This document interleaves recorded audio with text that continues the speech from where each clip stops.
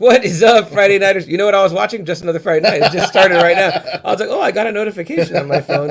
Double A needs to remind me not to read my own fucking alerts. Welcome to Just Another Friday Night. I am one of your two hosts, CM Chuck. Across from me, everybody, you know me by now, Double A. Adamantium. It's good to be back. It was 2 weeks. We had some obligations. We took care of it. It's done. It's over. And we're back doing what we fucking do here. Yeah, you know? What we do here. We like what we do best. Shit. Yeah, we shoot the shit. We drink beer. And we're pretty good at shooting the shit and drinking beer. And we get to talk with you guys. Yeah, absolutely. And a lot of shit's been happening. A lot of shit's been happening. Yeah. Yeah. Yeah, Double A. Adrenalize me, brother. The world of pop culture has been on fire, kind of. So in the past 2 weeks, we got 3 episodes of Obi-Wan Kenobi. Me and CM, we were talking about it a little bit earlier. We're loving it. We're not hating on it like it seems like everyone loves to do. Absolutely loving it. Yeah, we're fucking loving it. This is the heavyweight like storyline of Star Wars, so we're fucking loving it. We're digging it, and then especially after episode 3.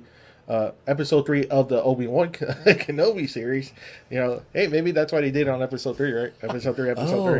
Damn, see, tie-in there, right? Which we'll talk about probably maybe at the end of this month, I believe. We'll probably do a deep dive on the Obi-Wan Kenobi series. So I think it does finish this month. Oh, man, that's so quick, man. So we'll probably be doing that on the last Friday of the month. I did forget June just started, so yeah. And then we got The Boys. I think they dropped 3 episodes today. So man, I'm excited for that too, man. Me too. Seeing Anthony Starr again. Yeah. You know, he's fucking tearing it up. The Homelander was not a very good character in The Boys. The comic. He was fine. He was okay, mm-hmm. You know, but he's not at the level of where he is in the TV show. TV show Homelander is so much better. And he draws you in, you know, a series of like, I watched this show just to see what Homelander's going to do in the fucking episodes, honestly. Yeah. Like, it was always Butcher and Huey that were kind of like, you know, the main story arc, you know, and Homelander was there every now and then. He'd be a dick here, but nothing like how he is on the show. No, not at all.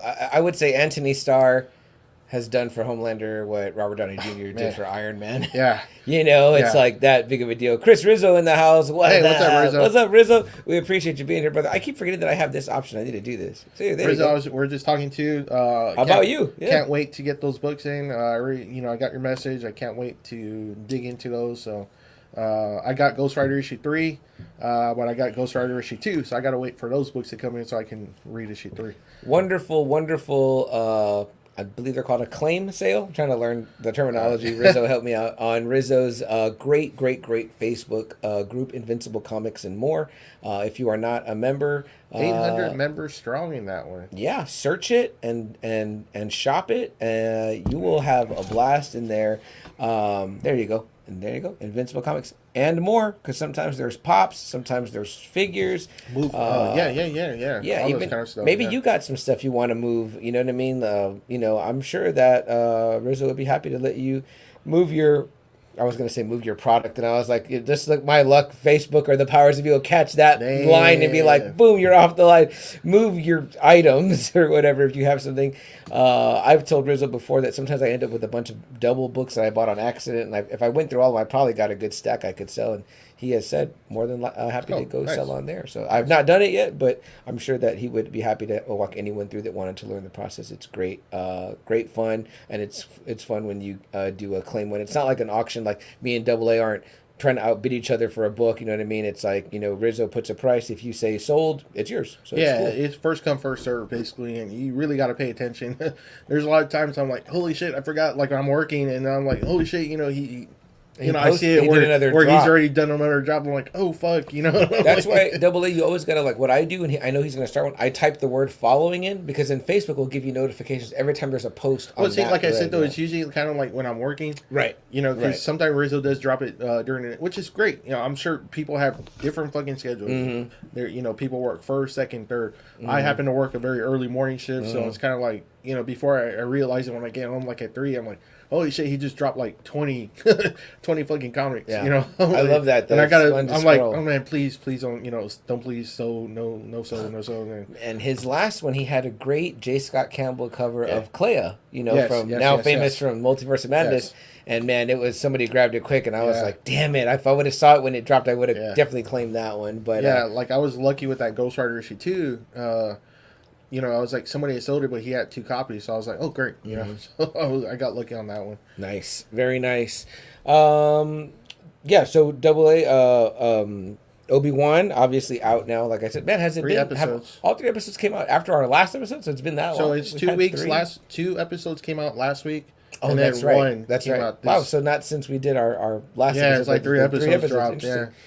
AA, I know you're going to be very soon in the process of catching up, but everyone is talking right now about Stranger Things season 4 part 1. The 7 episodes drops. And I'm not all the way caught up yet, guys. So please, no spoilers for Obi-Wan, no spoilers for Stranger Things. At least on here, and not here for anyone that hasn't watched. Believe me, there's probably threads in our group and plenty in other groups where they're talking all about it, and we welcome that. Like I'm hearing about some song that like blew up on the show. I was like, okay. Did you see what I posted though? No. The first time I heard that song was a cover of it by the band called Placebo, and I heard that in 2009 or 2010. WrestleMania 26. It was the follow-up to 25 with Shawn and Taker. And they played that song in the promo package, which is a fantastic... The promo package starts AA with Shawn getting the slammy for 25. Yes. And he's like, no, I want another shot at it.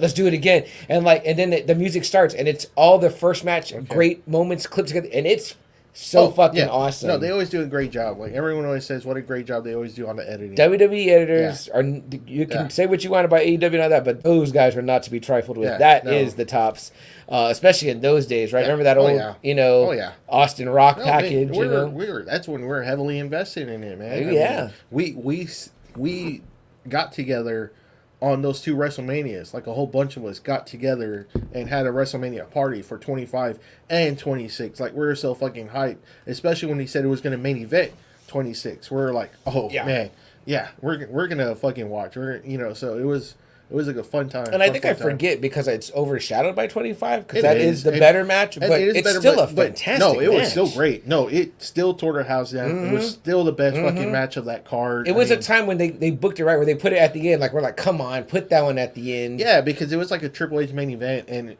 it just sucked. The crowd was so into Shawn and Taker that by the time you got to the main event, it was fucking quiet. It was just like, even we were kind of like, okay, this kind of sucks after seeing that match. I think Punk had matches in both of those WrestleManias too, and even though he's always great, those matches it's just it's just different. This is just always different when you got 2 top-notch guys that know how to do it. Shawn and Taker, man. Yeah, I mean they had done it in '97, and they just took it to a whole new level in WrestleMania 25 and 26. So. 25, their match I always say is my favorite match of all time. Great. The greatest match I've ever seen. I love it. And if I did a top 5 matches, I would probably put 26 in there because that's what is still. And really I bet great. if we see it, we're probably being blown away by even more now. So. Yeah, especially now. So that's when I first heard the song "Running Up That Hill" by that. I thought it was by Placebo, but now I find out Kate Bush is. It was a cover. Her cover is her original is wonderful as well. And yes, you do hear it in the show. Yeah. Stranger Things is great about picking music. Oh yeah, it's the '80s, so I mean, that's kind of like the new 60s, 70s. What our parents heard, that's for us now. So so. But yeah, guys, I'm almost done with the first half. Me and Jess, my girlfriend, we're almost at the beginning of episode 7, so we're gonna finish that up. AA is gonna get caught up. Hopefully, we'll get to cover Stranger Things. I would very much love that. I'm kind of surprised we haven't tried before. I don't think it's even really popped up like 2 or 3 or I'm kind of like I know. It's kind of I don't something know. we've leapfrogged over. Yeah, it is, and I'm wondering. I'm like, man, like when was season 3? And because it was like. Well, it's funny because we've had a show for 2 years now, right? Well, see, that's the thing though. It was kind of like Rob Liefeld was saying that he started watching it with his daughter when she was 12, and now she's 18. So I was like, wow, have they really spaced it out that much? 4 seasons? They really spaced it out like that long? Yeah, they spaced it out almost 6 years. Game of Thrones ish, like a year in between, a year to make it. Yeah, because like the kids are big, right? I mean, they're like fucking adults almost. A little bit of that is kind of hard to like look at them and I'm like, oh, but they look really grown up. You know Yeah, what I mean? compared to the first season where they're like small, you know.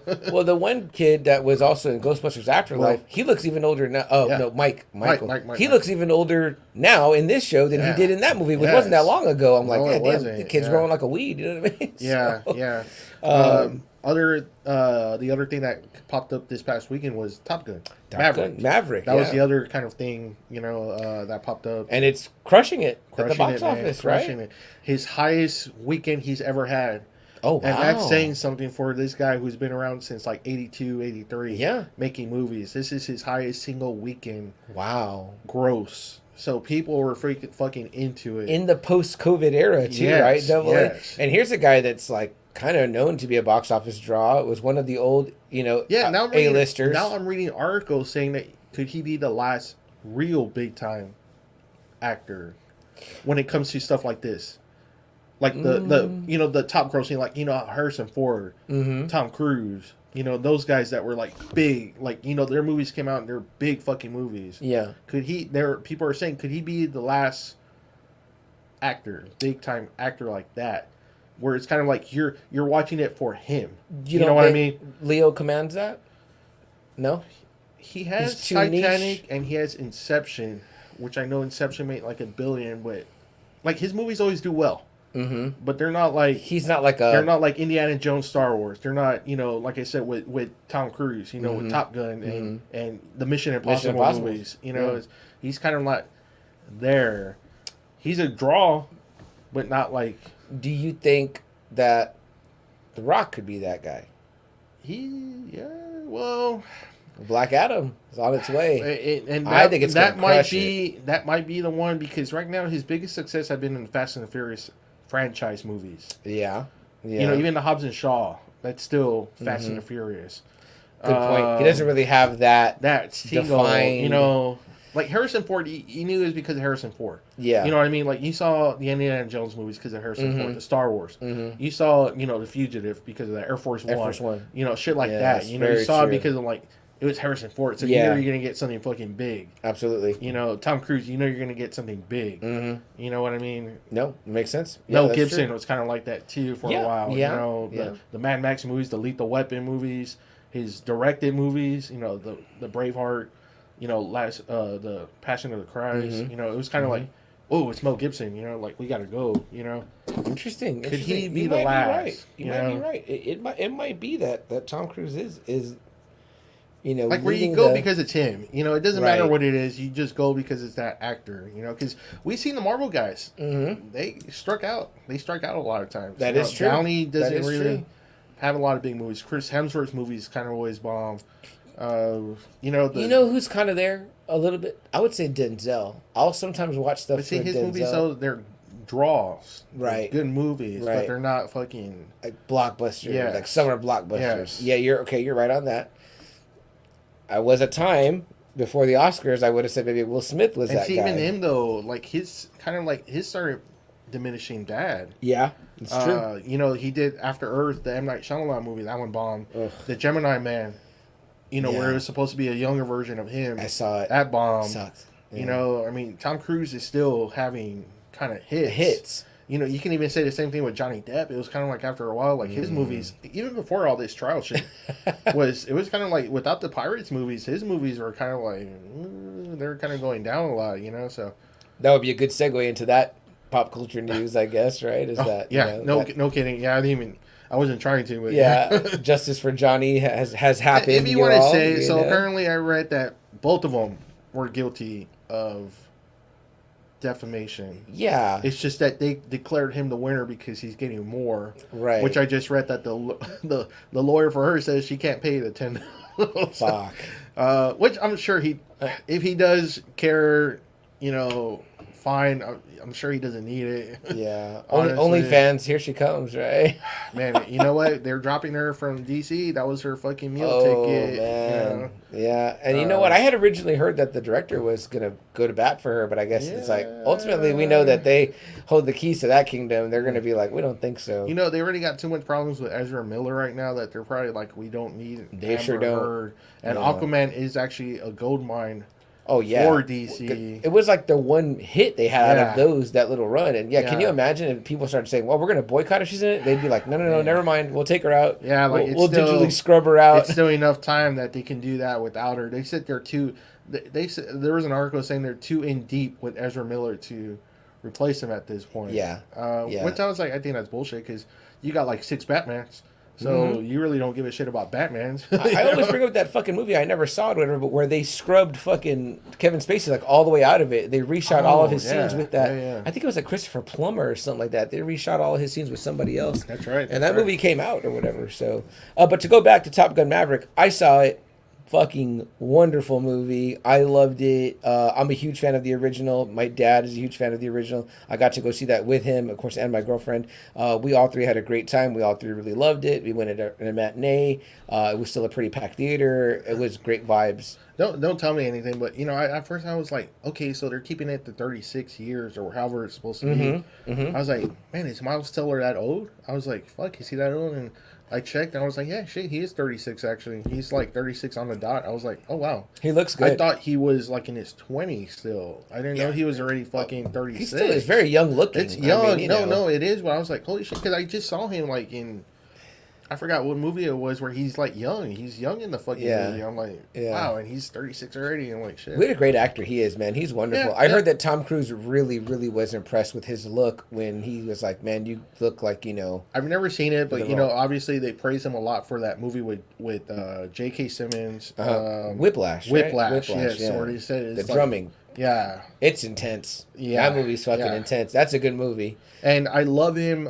He played Vinny Panzianza, Bleed for This. I think that's a movie called. And I'm a sucker for boxing movies. Sports I want to see movies. that one. Okay. Sports movies. Yeah, and that's a great fucking movie. He did a great fucking job as Vinny Panzianza. That just a great movie. That's where I kind of really like. Okay, I like Miles Teller. Like, man, that movie. I was like, damn, he did a great job as Vinny Panzianza. I didn't think he was a terrible casting for Reed Richards.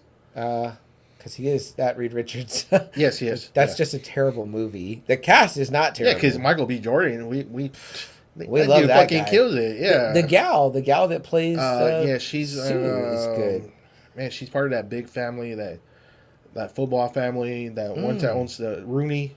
Oh, really? Yes, they. No shit. Yes, they're part of the families that own the Giants and the Steelers. Oh wow. The Rooney Mara. The Maras own the Giants and the Rooneys own the Steelers. And they're somehow related to both. That's good money to come from right there. Yeah, I right? mean, shit. Legendary franchises. Football cities, if there ever was. 6 Super Bowls, 4 Super Bowls. I mean, yeah. She's hot, too. So, yeah. Again, good cast. I mean, like, they could have brought them into the multiverse and Who played been the thing? That guy was like a nobody. Okay. He was maybe CGI or whatever, Okay. but the guy was small. I didn't like that. You thought they would have got like a big book, and the Doctor Doom guy sucked. Yeah, I mean it was. I mean he didn't have a lot to work with. Maybe that guy's a great actor, but in that movie he's not very good. And the movie is just not good. Is it Al from American Psycho? Is that who played Doom? The bum from American Psycho? No. Mm-mm. Okay. Mm-mm. Okay. No, it's a young guy. He looks okay. dark haired. Okay. Yeah, the whole cast is young. Okay. It's just terrible. I think that guy plays the dad. He plays Dr. Storm. Okay. So you're talking about. Okay. Yeah, and they kind of explain like why Michael B. Jordan's a black guy and Sue is white. It's great casting for diversity, but you kind of like the normal going audience like, what happened here? But yeah, so guys, if we get a chance to go see Top Gun Maverick, go see it. It's a lot of fun. I loved it. Yeah, so that's just killing it. Stranger Things is killing it. Obi-Wan right now is killing it, even though it's got a lot of backlash. The stupid Star Wars fandom is terrible. Sometimes pop culture fandom can be kind of assholes. Yeah, it is. So The Boys today, it's a lot of shit's going on. Yeah. Did you catch the Willow trailer? Yes, I did. That would look like fun, right? And my wife was like, why is it called Willow? And she was like, the movie's called Willow. Why is this called Willow? And I was like, I don't know. I don't know. That's actually an excellent point she raises. Yeah, I didn't think about that. I guess they could have called it Willow something like they did with Dark Crystal, right? Yeah. It was Dark Crystal. Or even like this, I was Top Gun Maverick. Yeah. Leave it to your smart wife to think about that, because I was like, oh, I hadn't thought about that. So I now. just kind of like, I looked at her like as the trailer was playing and the theme song was going. I just kind of like looked at her like stunned, like as you're enjoying it, you just got coming off of your afterglow. like my face just fucking froze. Like what? And, yeah, I mean, I liked it. It's cool. Hopefully it does all right. I don't know. Are you looking forward to it? Yeah, I thought it looked cool. It's just, it sucks because Val Kilmer's not. I mean, they say he's gonna be there, but I mean, it's not the same. It's just, it's not gonna be that Mad Mardigan. You know? I'm like, golly. Yeah. Well, he's a big part of that movie. Yeah, I mean, absolutely. golly. He's a big part of Top Gun, the original as well, and I think anyone that's not living under a rock, no spoilers. But at least that part, they, you can do something like that. With here, it's kind of like, it's different because he was so action oriented in fucking Willow, Absolutely agree. Amy is in the house. Amy says, "Hi, Amy. The best duo this side of town is back. We hope to be the best duo on all sides of town, but on our specific side, that's good to know. Southeast, I suppose." Yeah. I mean, shit. Luchador loved us, South side. Yeah. South side or South. Shout out to Luchador, man. South of Southtown. Yeah, south of Southtown. Amy says, I missed y'all. Missed you too, sis. As far as you watching. This is funny. Also, I'm watching the Marvel movies in order, I think. Yeah, she just did Captain Marvel the other day, and she was saying that the next one in line is... okay. I think Disney does have it, right? They have the order, where you see it. I think Captain America is the first one, right? Or Eternals now. You know what? No. Let's check Disney real quick, but... I could have sworn maybe even Eternals or Cap, the first Avenger, would be the first movie. She just watched Captain Marvel, and she told me, she goes, bro, the next one in the line is Iron Man. And I was like, I couldn't put it in order in my head. Yes, because remember, Captain Marvel takes place in the 90s. Mm-hmm. So she says, let's see. She goes, I'm on Iron Man 2 right now. Not my favorite one. No. Oh, we have had many conversations about that film. That's what I'm saying. It's like, as big as Marvel movies we are, like, there's a lot of Marvel movies that we just don't go. Oh, now you're going to the show too now. Yeah, so it actually is not the whole show. It's just that one shot. So here's what Disney Plus says. Okay. It says Marvel Cinematic Universe in timeline order. Captain America, the first Avenger. Then the one shot Agent Carter. I think this is only like 30 minutes. I think. Yeah, but not the show. Like, really, 15 minutes. Okay. Yeah, they put that one in. I guess because it's then you got Captain Marvel. Then it's Iron Man. Then Iron Man 2. Then. A funny thing happened on the way to Thor's hammer. This is supposed to be right before when they hammer the land. In Mexico. New Mexico. Right. Then you've got Thor. Then they put in this one, The Consultant, which is another one shot. Watch all those. Yeah, but they're so short. I know, but still. Did you watch the one? Is really good. The Iron Man I still one. haven't seen the Mandarin. Item 47. Yeah. Then Thor: The Dark World, Iron Man 3. All Hail the King. That's the one that's really great. That's a terrible double feature. Which one? Dark World and then Iron Man 3. Good luck. I like Thor: The Dark World, so I'll catch some of those with you, sister. I'll brave it through with you. So you let me know when you get there. Are you sure you want to do this? I mean, there's some things that. See, then we get like, here's a cool thing. It's like Civil War, then Black Widow, then Black Panther, then Doctor Strange. See, that's a good one. Yeah, you hit a good uptick right there, so you're pretty good there. Loki, What If, WandaVision, Falcon, Winter Soldier, Shang-Chi, Eternals, Hawkeye, and then Moon Knight. I'm really surprised with the Eternals just because I thought, some of the back and forth. It's supposed to happen, I guess, after the blip. Yeah. I think that's awesome, sis. That's a great. And then Amy says on Agent Carter, that one is good because it shows what she's doing after Steve. And she goes, I do too, bro. And she goes, come on, Katsy. There we go. It's, like I said, they're not all hits. We talked about it. So, my nephew's trying to watch Star Wars in the order that Disney Plus presented. But and how was that one? Well, he just finished episode. But what are they doing? Like, what are they actually doing chronological order? Yeah, chronological. Okay. Yeah, so he's doing it that way. So he did episode 1. He did episode 2.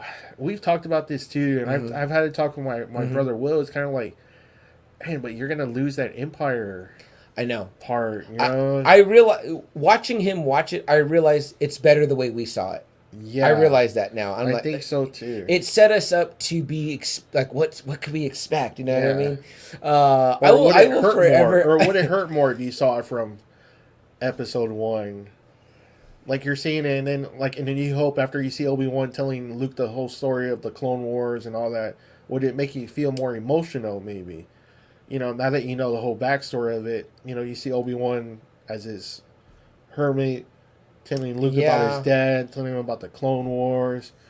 That's interesting. I hadn't thought about that. I don't know if you do. I just think for me, I realized I think the way we watched it was better. So, but here's the thing that Disney did that was weird. I thought Double A. He just finished episode 2, and he says he's going to watch the Clone Wars now. All of it, he says, but it doesn't have that Clone Wars movie first. Okay. And I was like, you're talking about the animated one. Yeah, and I told him, I said, it's weird that Disney doesn't put that first because you do need that. It was first, right? Yeah, and because especially that's where Anakin meets Ahsoka. And they're not even counting the Lucas stuff anymore, right? Which is weird, right? The Samurai Jack. No. Which is weird because it does actually go into episode 3. That's where you find out how Grievous got fucked up by Mace. And then that one Mace story is fine. Grievous. Yeah, there's a Kit Fisto story, which is fine. I'm like, why does that? Because it builds them up for the eventual showdown with the Emperor. You know why Mace has these fucking certain Jedis there. You know, why them? Why did he take them to go confront the Emperor? But I think there's little things in between, because remember that show starts with him as a Padawan still, and then he becomes a Jedi Knight. There's little parts I think that don't fit. Too. Yeah, the Jedi Knight. You hear why are now a Jedi Knight, and they all like. Yeah, give him the night thing. There's a lot. I think that Clone Wars cartoon is fucking awesome. I don't know why they said that was not canon. That's stupid. Canon. That should be canon in my opinion. And he kind of teased Anakin. Remember going to the dark side when he's fighting Asajj Ventress. Yeah, that part where he's just like I think they wanted something with her different too. That what happens in that one, and it shows how he got the scar. Yeah, it shows how he got the scar. Yeah, that guy Dirge appears. I would highly encourage you guys to still watch the. Like, it was like 2 seasons worth of Star Wars. I think it's Star Wars Clone Wars. And there were only like a few episodes, and they were only like 3 to 5 minutes long. I mean, it was highly anticipated. I remember me and my brother it was like, okay, it's 6 o'clock. You know, and it's like, and we saw the 3 minutes, and they did so much within that 3 minutes that you're just like, wow. I remember, I think I was recording it on VHS, and I just thought that it was fucking amazing. It's great how what they did in that. I had borrowed frame. You know, those DVDs you have are rare. You cannot find I didn't know that either. And I had borrowed them from you for like 2 years. And I forgot about that too. I was like, and they're like, if he hadn't told me anything, I probably wouldn't even have known. Like, he could have said that, oh, these are mine. Oh, okay, cool. Can I borrow them? I would never do that to Patsy. But that's how it is, though. Yeah, you know, where I'm like, I had my own set, and they got stolen when we got robbed one time, and only to never. If I ever ran across them at I should go look at CD Exchange and try to get a set. Sis, you said episode 2. Did I say episode 3? If I did, I apologize. I meant he's gotten through episode 2. Okay. You know, I do realize how some of those are kind of talking heavy early on, and that's kind of hard for a kid. It is, you know. But now, I mean, you're seeing a love for them though, so people. Love those, you know, and you can almost say that about even like A New Hope. Yeah, A New Hope is very story heavy. When the original trilogy was the only Star Wars we had, it was not my favorite. It never was, but I can see why it was the phenomenon that it was, because I mean, there's nothing like that before 1977. Exactly. So yeah, I'm sure it's like everyone was like, holy shit, you know. Absolutely. Rizzo says, Amy, you can skip Eternals. Thanos can snap them out of existence. Jerry, what's up, my brother? Yo. Jerry, are you watching on not StreamYard? Are you watching on the Facebook page, or are you watching on the group? I'm just curious because I can see your name and everything, which is great. And I did find out, guys, if you're watching us on the group, there is a way that you can go to a link via StreamYard and give StreamYard permission to use your name. I think it's just a quick 2 clicks or something like that. So I'll post that up next time. I keep forgetting to do that, but I haven't recorded in a week and a half. So Jerry, of course, love Star Wars, brother. Glad that you're here. How have you been enjoying Obi-Wan? We're not talking Obi-Wan, but I would just like to know how you're enjoying it. Because that's stuff that we definitely got to talk about. I know that you definitely love Stranger Things because I know you were doing that. I mean, you know, I've heard one person say, "I'm not a Stranger Things fan." Yeah, that's like one show I haven't heard anyone ever say "Oh man, Stranger Things fucking sucks." Right. You know. Right. Yeah, it's not as toxic as the Star Wars fan. No, and Stranger Things is one of those kind of universally loved things.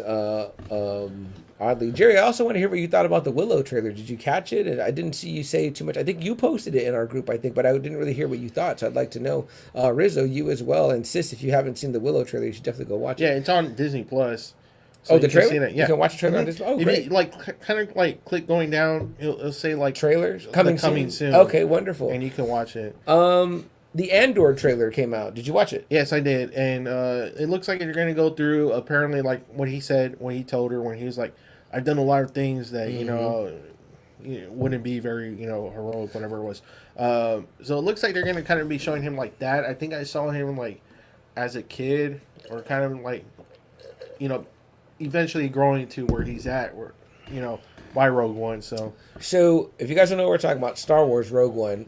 Fantastic movie, probably mine and Double A's second favorite Star Wars movie. And are you going to include that one when you're watching it with your nephew? Like after Episode 3, are you going to show Rogue One? I told him that I think that it's important to watch. When he reads A New Hope, he can kind of understand Yeah. What it means, like when it says the rebels have stolen the plans to the Death Star, he's like, oh, okay, Rogue One. I think that it's important to show, especially because that last scene like goes right into it. Yeah. So I would definitely tell him that he needs to watch that. Right, I mean, it fits. It fits great. And it's a great movie. I don't know if it's a great movie for kids, but it's a great movie. But I liked Cassian Andor. Again, he's the captain in Rogue One. That's where you first meet him and you first get to see him. I thought he was a wonderful character. In fact, I fell in love with Diego Luna. And I was like, Diego Luna is my fantasy fan casting for a solo Inigo Montoya movie taking place before The Princess Bride. Trademark that. Nobody steal that. I'm going to cut this clip out and put it on TikTok. Get some traction for it. Tag Mandy Patinkin. I'm looking forward to this show. Again, I feel like it might be a sleeper, unexpected like Mando, and then we end up having a lot of love for it. I hope, you know what I mean? Because he's coming back and he's great. And obviously, you can't do too much with the Andor character, obviously. Right. If you've seen with Mando, Rogue One, you can kind of go for however long you want with Mando. So yeah, Jerry says dope shirts, guys. We appreciate that. Jerry also says he saw it. It was pretty rad. He said Willow was his jam back in the day. Us too. Gosh dang, we loved Willow. My brother's at the board game.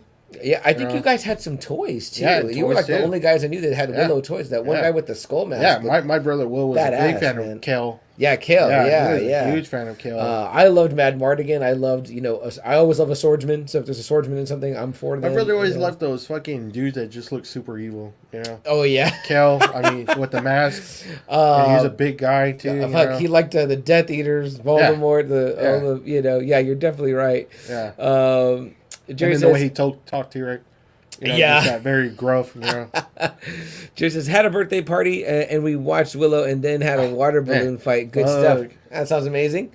Rogue One is super underrated. Yeah, I know people that don't like it. I think it's our good friend. It's weird. Am I right, Jerry? But is it our good friend Anthony Caruso? Anthony again. He does not like Rogue One, I think. Okay. There's a few movies I'm surprised that he just doesn't. Yeah, there's some things don't register with Anthony, and I don't understand it. I love the guy, but it's just like, what's going on? What? You don't love that one? The last 5 minutes. I think it's okay. The movie's like 7 years old already. The last 5 minutes alone, Vader.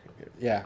You know what, Jerry? I can watch that movie without that. It's all the more better for it. But I can watch it without that because it's really solid if it ends how it ends. Just even without Vader, just how no one made it.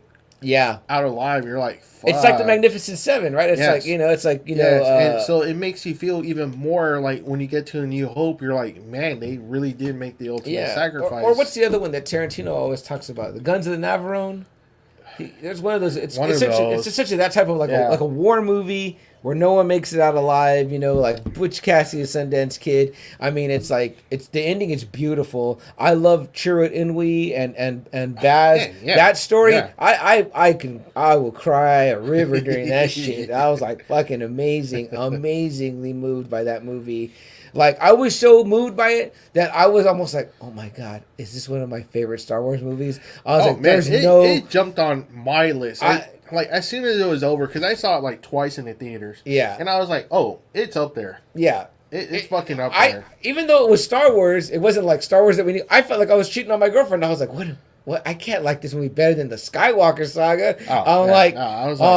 This movie is so fantastic, man. Yeah. It's fantastic. It's a good regular movie without it being a Star Wars movie. I mean, it's better than Phantom Menace, Attack of the Clones. Yeah, it's better than I probably will watch it more than A New Hope, honestly. Mm-hmm. I agree with all that you just said. Maybe even watch it maybe more than Return, maybe.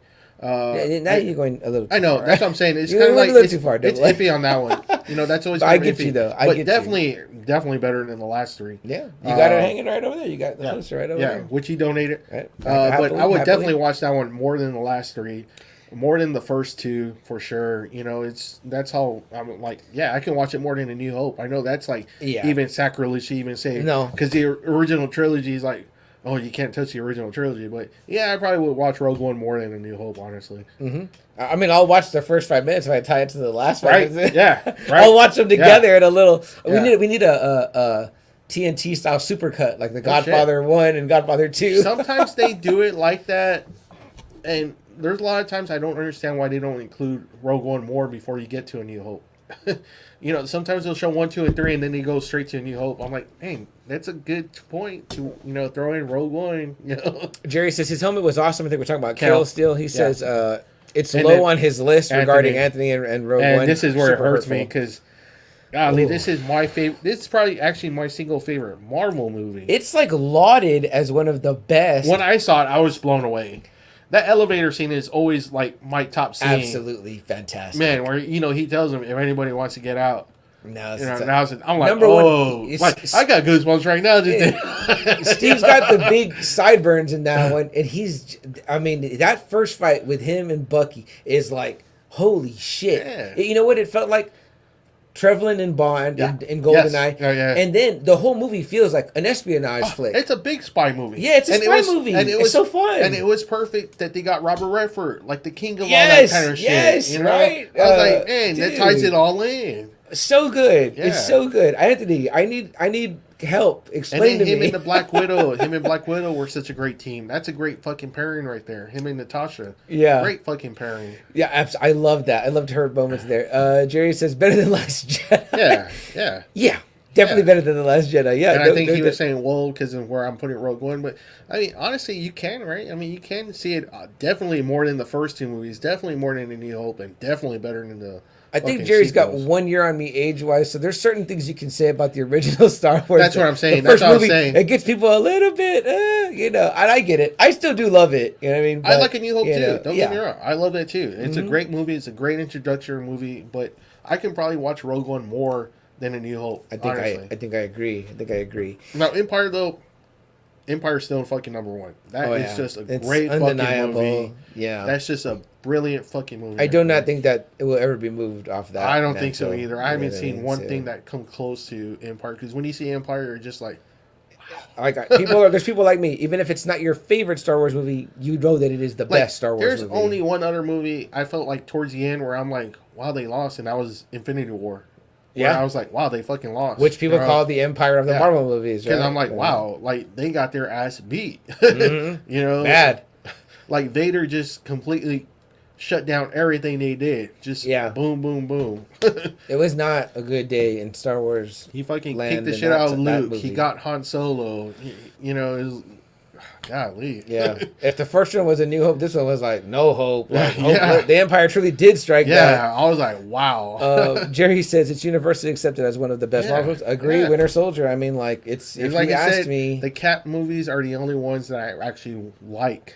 We have said on this show the greatest trilogy of the Marvel ones. So, political thriller. Yes, Jerry, agree. I see Jerry gets fucking Nazis in the White House. I know. Dang it. It's so good. What? I don't get it. Somebody help Anthony. Empire can't be touched for real. No, I don't think it ever will be. So good stuff. Man, we've talked a lot and hadn't gotten into the show yet, but I have one more thing that we do need to talk about, Double A, because this happened. I think we might have gotten to talk about it on our last episode had we have done one. Probably not. We didn't, but we have done a few episodes about mob movies. Yeah. And we lost one of the all-time great mafiosos, actors of our time, Ray Liotta. Oh, man. Passed away at like 67. Unexpectedly. Very unexpected. He was filming a movie apparently, and he was just... I need a drink. He he died in his sleep in his hotel where he was staying at, where he was doing a movie. I was like, wow, Ray Liotta. Like, holy shit. Because it's funny because him, how I've been raving about like the 30 for 30s, right? Yeah. And I saw the one with Henry Hill. And Ray Liotta narrates that one. No shit. Yes. So I was like, man, I just saw that one where he's fucking narrating. You know, that whole thing, because you need to see that one, because it actually connects more to Goodfellas. You kind of see how they got Jimmy. Okay. That's how they got Jimmy, was because of that point shaving. Because he went to the witness protection program, he spilled his guts about all that, but it was because I was of about that to ask, why did 30 shaving. for 30, why did ESPN do that? But the points, that's Yes. right. Okay. And so it's kind of like, damn, so that's how, because they really don't show it in Goodfellas. They just assume that he gave them away, but you don't know how they got Henry. And it's kind of like, that's how they got Henry. Yeah. That's how they, he started testifying against everyone, and you see where they go to the courtroom scene.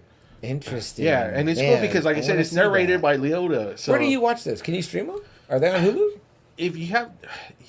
Or you need the ESPN Plus? You know what? Yeah, you need the bundle. I get that. Yeah, because that one's not on Disney Plus yet. Yeah. Disney Plus has been kind of... Grabbing some of them, some of them and kind of throwing them out there. So. Yeah. What do we got here? We got a Facebook user that says hi. Hi, Facebook user. Facebook user, I'm about to post the link. I'm trying to find it real quick. Post the link so that you can give StreamYard permission to use your name. Jerry says, wish I could stay longer, but I got to put the kids to bed. Have a great show, guys. Image Comics. Yes, Jerry, if you get a chance later, if you don't get to come back on, at least post us your thoughts. I want to hear what you think about the Image 7, what they did for the industry. What was your favorite? The impact of Image. Yeah, the idea I would love to hear your thoughts on that if you get a chance. After the kids are in bed, come on back, Jerry. We love having you here, love hearing your opinions. But even if you don't get to come and hang out, just at least post us a paragraph of your thoughts. I'd love to read them, as you always have such wonderful insights on things like this. Facebook user that said hi again. Let me see if I can really quickly get you the link for the to gain use here. I don't know if anybody saw today. I changed my Facebook profile picture. This is a little bit off topic here, but Double A gave me a moment here, so I'm gonna talk about it. But I was about to go to the gym at work and work out. Of course, I got to plug myself that I was going to go do that. And I get there, and my good buddy from work, John, says to me, he says, hey, man, I just saw that David Robinson is over at the restaurant across from our office, and it looks like he's meeting people and taking pictures. And I'm like, what? No way. I'm like, okay, like I'll go, and see what I could do. I just had barely my shoes off, so I put my shoes back on, and I'm like, I'm going to go out there. David Robinson. Okay, interesting. Let's go back a little bit here, right? So I'm going to go. This morning, I'm looking at just some videos that come up on my Facebook feed, and I see this video that's, the great legendary Spurs center, David Robinson, whatever. It's a good little highlight one, and Double A's really good about posting highlights about different sports. Personalities, and so this video happened to come up or whatever, right? And so I'm like, oh man, the David Robinson video I posted, I was like, I got to post this up, right? So I put it up, not knowing, right, what was going to happen today, man. Yeah. And so that's fucking great. Yeah, and I'm just thinking to myself, like, okay, you know what I mean, like, I put that video up, great video of David Robinson kicking major ass. And then I wore my Spurs polo that I have today to work, whatever. It's casual Friday. So I was like, oh, they wore my sports polo. That was just great. And then I get that news. I just told you guys I'm at the gym, and, I get told, like, hey, David Robinson's there. And I'm like, let me head on over and see what I can make happen. Sure enough, I get over there.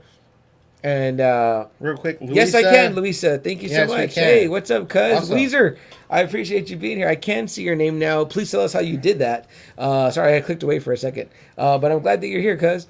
All the way from Del Rio, Texas. Hey. Right. So we appreciate that. And Jerry, all the way up in Fort Worth. So, Fort Worth, do we call it DFW? I don't know. Jerry, I don't know which part you're closer to, the D or the FW. So let us know if you come back. But yeah. But anyway, so I head over there. Unfortunately, it looked like he was sitting down eating dinner with his family. But then I was kind of seeing that it looked like his family was there, but it was part of an event. So he got up and he was going to be on his way out. I waited. I didn't bother him while he was eating, and I got to say something to him. And I just was like, I actually called him Mr. Robinson, right? Mr. Robinson's neighborhood, which San Antonio is. I just said, Mr. Robinson, would you mind taking a picture? And he, of course, famously polite and nice to everyone. Everyone that wanted a picture with him there, he took the picture. He smiled. He was extra polite. He shook my hand, and he made sure that this is a picture while we're shaking hands.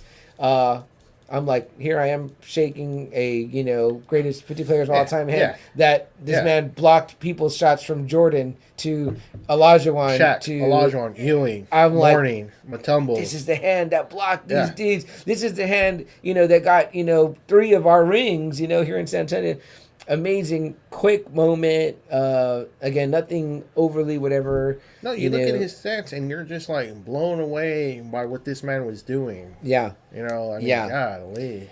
So incredible moment at the cap of a odd day where I don't normally you post the sports stuff. I happen to post that video today. Then it's like I wore my Spurs polo and then I meet David Robinson before I come to podcast. So what a great moment. I needed an anecdote while you were gone.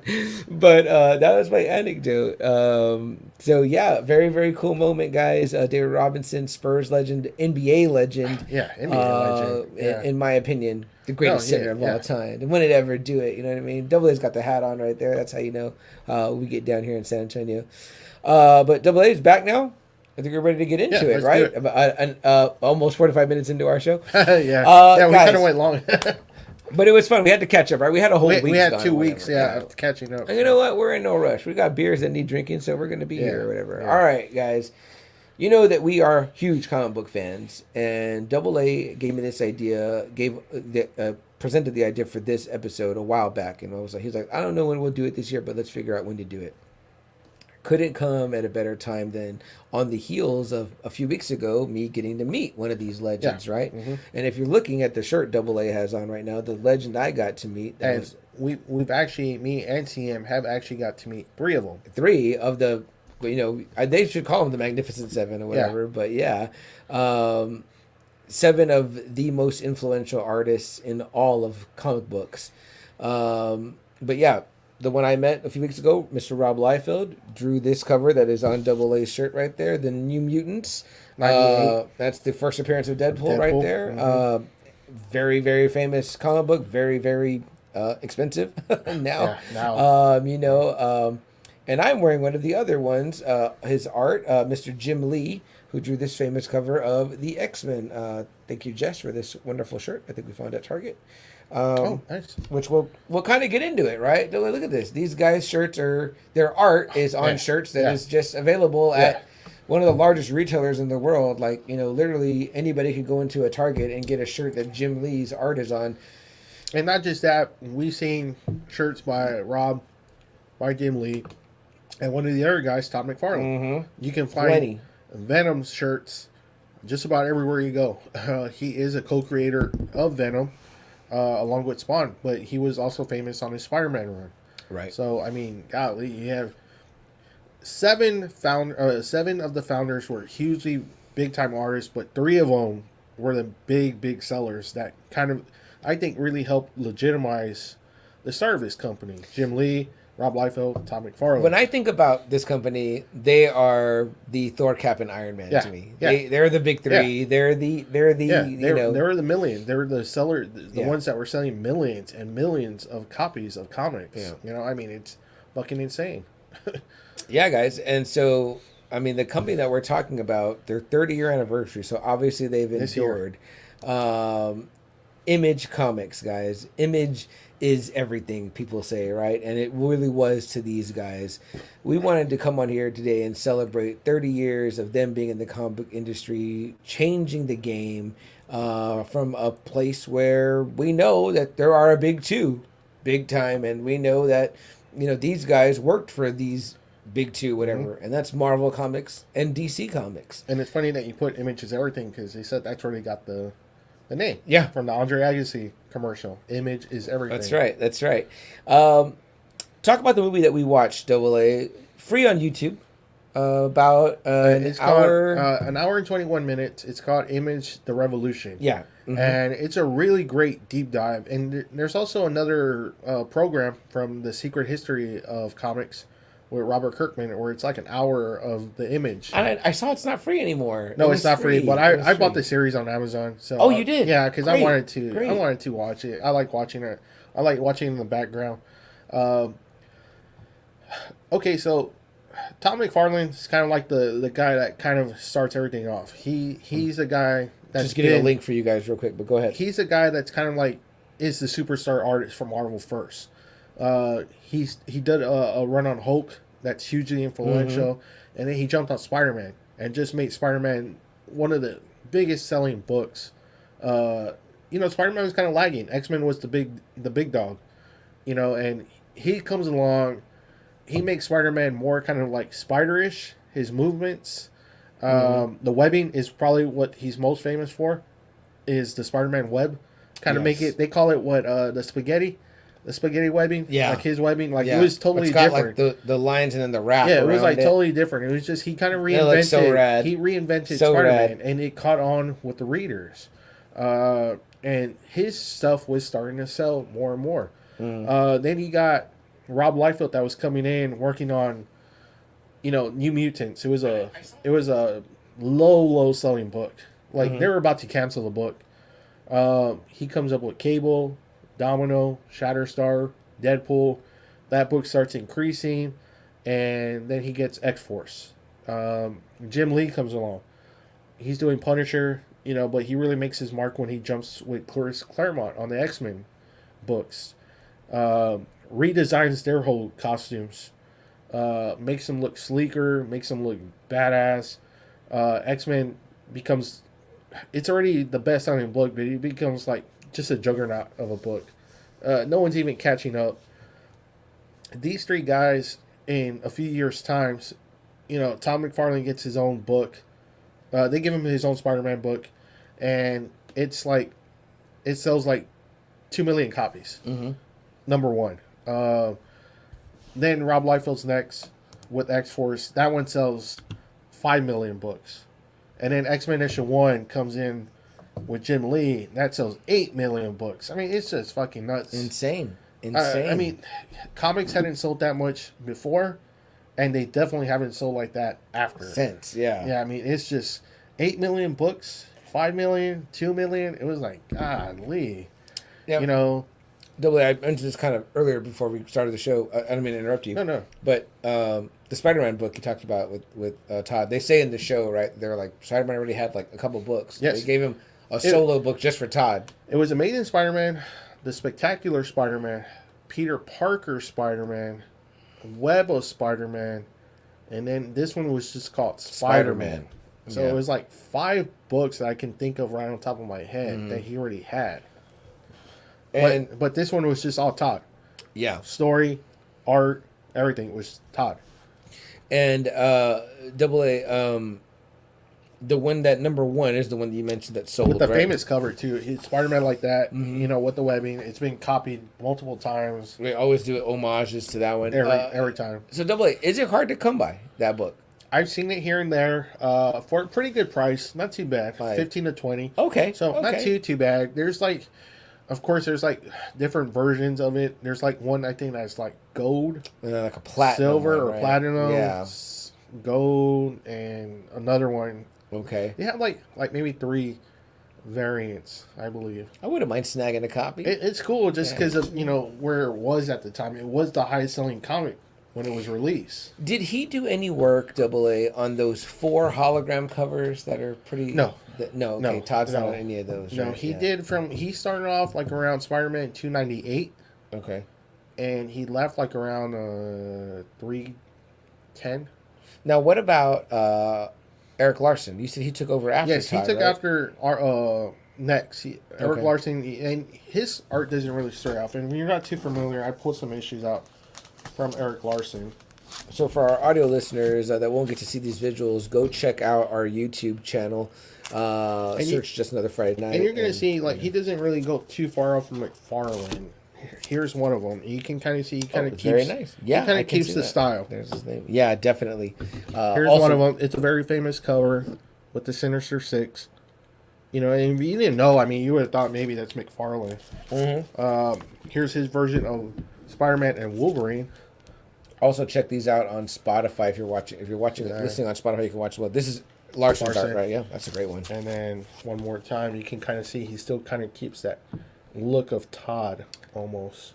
Yeah, I guess this is kind of like the. Would you call it a less bulky Spider-Man? He's got a more slim body. So Liefeld says that he kind of went back to the Ditko era, where Romita made him buff. Buff. He went back to the Ditko where it was Yeah. skinny and more, like I said, Spider-Man. Cut. Yeah. Insect, yeah. too, you know? Insect, like the knees over the head. Those famous poses. Yeah. Yeah. I love that. Like, you really see that the agility of Spider-Man in those. Yes. That great art. And so, Eric Larson comes in, too. And, he's, it's like two guys from the Spider-Man studio. Mm-hmm. Big time. Like, Eric Larson, I don't have some of his more classic covers, but he has, he's the one that's credited with giving Venom the drool and the tongue. He's the one that's credited with that. Okay. Which is cool because that's Venom. Like, everything about Venom is always that's a Venom hallmark now. Tongue. Yeah. And I love his drawing. He's a good drawer. His stuff on Savage Dragon looks probably better than his stuff on Spider-Man. Mm-hmm. So they got Larson. So that was another big pickup. It was like two of the big Spider-Man artists. The other guy they get is Marc Silvestri. Yes. If you're not too familiar with Marc Silvestri's work, he's very lauded on his X-Men work. There's some of the covers stuff on the I don't know if you remember that one from Genosha. Yeah, that's an awesome one, man. There's Marc Silvestri's work. Again, guys, check us out. If you're not listening to us on YouTube or Spotify, check us out there on Spotify. If you're just listening to us, you can see the video on there as well. Oh, I think I own that one. That's a great cover. That's another Silvestri. I did not know that was Marc Silvestri. That's great. I own that one too. Yeah. Marc Silvestri. Wonderful art. We're looking at Wolverine here. Then we looked at Wolverine and Sabretooth. Oh, the classic where Logan is crucified on the X. Yep. Great looking the issue. Inferno story. Ooh, he Mr. worked on Sinister. That. Yeah, he worked on that one, the Inferno, and the other kind of famous cover. Oh man, those are great. Yeah. That classic Sabretooth with the fur around the wrists and the so this is Marc Silvestri, which Rob Liefeld always lauds as the best of the 7. He's always saying that he's probably the best illustrator out of the whole 7. That's who Liefeld says. That's who, in his opinion, which he said multiple times, that he thinks he's the best out of all the 7. And I mean, a lot of these X-Men covers are classic covers from the Silvestri run. Those are very iconic. Mm-hmm. So I mean, that was a big pick. Marc Silvestri, huge. He predates Jim Lee. Oh, and then Jim Lee kind of takes over from him. I believe they say in the movie that Jim Lee was last almost. He was the last one. Then Jim Lee was like, when he makes his pick, he's like, can I invite Whilce Portacio? Yeah, Whilce Portacio. Whilce is a great fucking artist. We've met him. Wonderful guy. Very nice. Creator of Bishop. That's kind of like his thing. Nice. His art really doesn't look too far off from Jim Lee, I don't think. Mm-hmm. There's little differences. I would have thought that was a Jim Lee cover. Right? Yeah. This is one of them. We're looking at X-Men number 297. What is it? 281. 281. Sorry, I'm trying to read it off the screen backwards. This is probably his most famous cover. That is Bishop's first appearance right there, right? Yeah. Which he only charged 10 for this one, which I was like, cool. He signed that for his you. autograph, yeah. Wonderful. And this one. So it's kind of like, damn, so you got 4. That was X-Men 281, 282, and 283. Great Bishop and Storm cover. So you got 4 huge X-Men artists. You got Jim Lee, Rob Liefeld, Marc Silvestri, and Whilce Portacio. You're like, ooh, man, that was a really big blow to the X-Men studio. It's like, golly, you're taking like the big sellers. And then the last one, or the other one, probably the guy with the most experience out of the whole 7, Jim Valentino. Mm-hmm. He was kind of known for the Guardian stuff. He was the older guy in the room. Now, Double A, is that a book? You're showing a Guardians book. Guardians of the Galaxy issue what there? Guardians of the Galaxy issue 13. Now, is this a book you bought for his work, or were you... Actually, it was Ghost Rider. Ghost Rider. It was supposed to be like, you know how Punisher became Ghost Rider, Cosmic Ghost Rider? This was like, is this the Ghost Rider of the future? It's kind of like the 31st and he's in space. Oh, cool. Is this supposed to be Frank Castle here? No, that's the thing. It was kind of like, oh, wow. So maybe they already had done it, Interesting. Yeah, so, I mean... all these guys you can see, they're really, really great artists. I mean, wonderful artists. Really badass artists. They're really well known. And it's all Marvel guys. Guys. None of these guys were DC. working on DC. No DC. Yeah. I think I may have misspoken that in my No. opening. McFarlane did work for DC. He has a very famous Year 3 Batman cover. Yeah, where it's kind of like you get the idea for Spawn, the cape. They're making a figure out of that. Yes, they are. Out of that, and it's really made it already. Oh, and Rob Liefeld had worked for DC before for Hawk and Dove.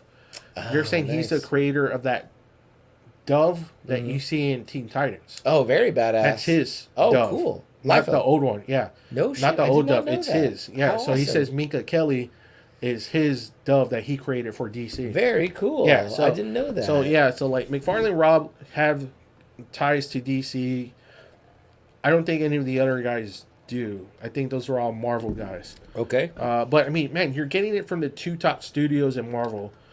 You know, the Spider-Man studio and the X-Men studio. God, you just think that's like, man, that's got to hurt. Now, Double A, did we say exactly what happened here? Now, we're talking about these 7 great artists and their work, but did we say what's about to become that in essentially is the birth of Image Comics? So one thing is pretty much just about any gripe any of us have. You're making money for this large corporation. You're starting not to really feel appreciated, even though you're selling. They're having probably record months, you know, selling 8 million, 5 million, 2 million, you know, right off the bat. It's like, golly, we just helped you sell all these comics and we're still not getting shit for it. Right. You know, all these characters that we're creating, you own now. Yes. You know, and that was kind of like a big thing. It's kind of like, well, we create them, but we don't own them anymore. That kind of sucks. You know, we're not getting appreciated. You know, you guys aren't giving us raises. You're not giving us more per page. Let's talk about that a little bit, Double A. So Todd McFarlane, and I know this is debated, but creates or co-creates Venom. Yeah, now it's like very debated. Very debated. Okay, right. Then we say though, like one of the iconic things that Venom has is like, you know, the tongue and the drool, which is, you know, Eric Larson. Now, some persons that we definitely know that Rob Liefeld co-created. I know people are going to say co-created, but you know, drew them, the idea for them. Deadpool, Cable, yes, Domino, Shatterstar. I mean, these are like that's pretty much all of X-Force right there. Like the guy kind of created X-Force. It's storylines that are still being used. Honestly, being used. Strife, still being used. Yeah, you just said Whilce Portacio with Bishop. I don't know if Jim Lee Lee have anyone? Gambit, Omega Red. Yeah, I mean, like you know. Again, you'll always have the debate of, you know, like, who's the creator? Is it the writer? Is it the artist or whatever? But again, I do say that in comic books, the artist kind of does do the heavy lifting because it's like they draw it out or whatever. They're thinking like, well, especially if you're doing the Marvel method, which is very heavily based on the artist. The artist is pretty much drawing out. The writer's giving the notes. And Liefeld has said there's writers that will give you brief notes, and then there's guys like Alan Moore that gives you like a whole book of what he wants. You know, who says this? Rob Liefeld. He says that Alan Moore is very detailed in his notes. They work together. They have worked together. Oh, I did not know that. But like he says that he gives out like a pretty sizable notes. Yeah. Where like Jack Kirby, I said like Stanley is like, create me a god for the new Fantastic Four. Right. you know, and it's Galactus. You know, and it's kind of Kirby that's kind of fleshing out the whole story. We don't know. Honestly, we don't know. And David Mcfarland does make a good point on the Venom. He says he's already had Venom in mind way before McFarlane came on. But again, it's kind of like, well, but is Venom how you imagine it would be when Todd drew him? Exactly. It's almost like he said, that's the thing. Give me this black goo alien. Okay.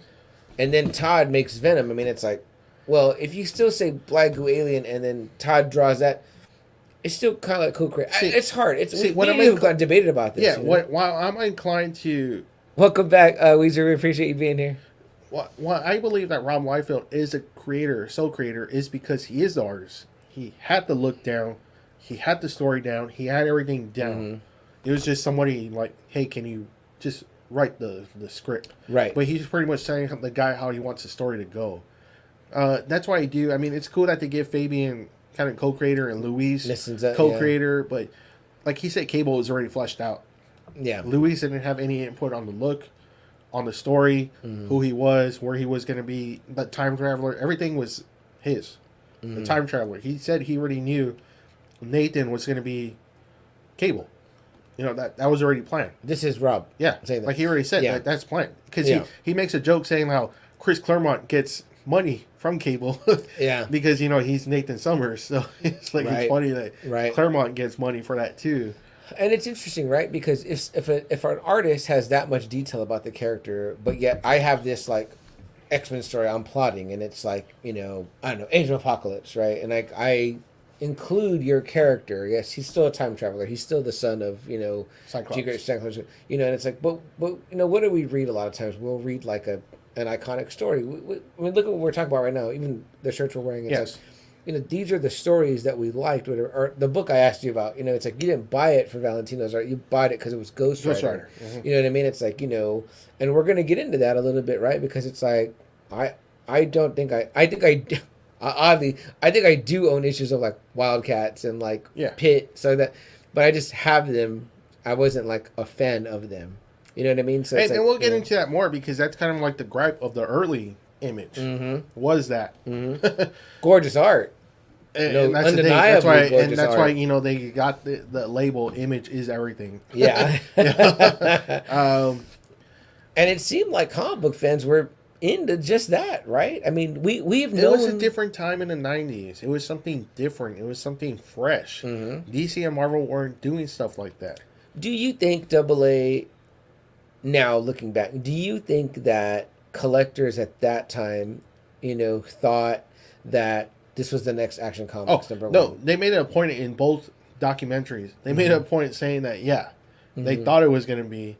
They thought because these guys were shit hot that this was going to be... I'm going to get this. I'm going to keep it mint, and in 20 years, this is the next, Amazing Fantasy number 15. And I think that's kind of what drew it. But I mean, it's just really based on their popularity and their just how badass they were. I mean, that people were like coming in droves to come and get these books. Well, these are pretty young guys, right? Yeah. Oh, yeah. I think Rob is the youngest. McFarlane was about 26, 27 at this time.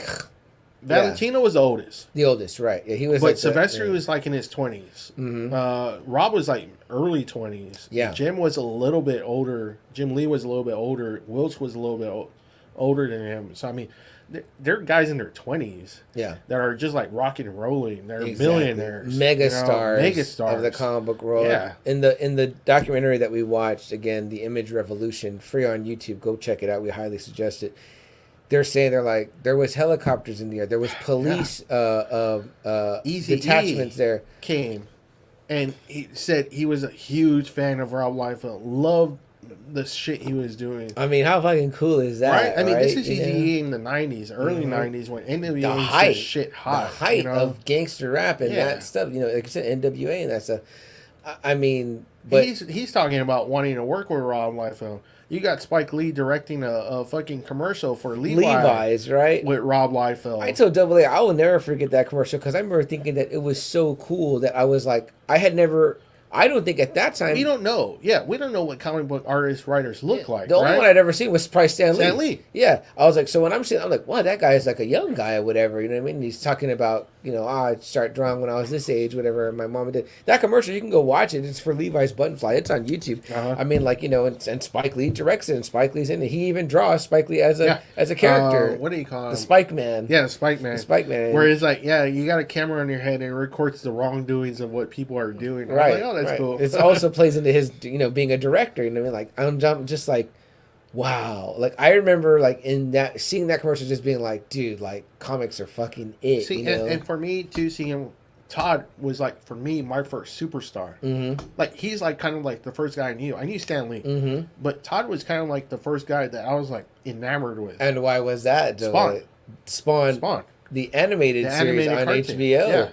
Because he opened the show, right, in the all-black suit, with the black shirt, the black tie. Very creepy. Very creepy, man. I loved it. Dude, and he was so cool. Like, where's Todd from? Is Todd New Yorker? He comes off like a New Yorker. Yes, yeah, he's so New York. Yeah. Like, Yes. And just, he's like, have you ever wanted something so bad? Yeah, like, I was watching the first episode, he's like, real quick, you got a few seconds. The devil tells you you can see your wife again, but you have to sell your soul to hell. What would you do?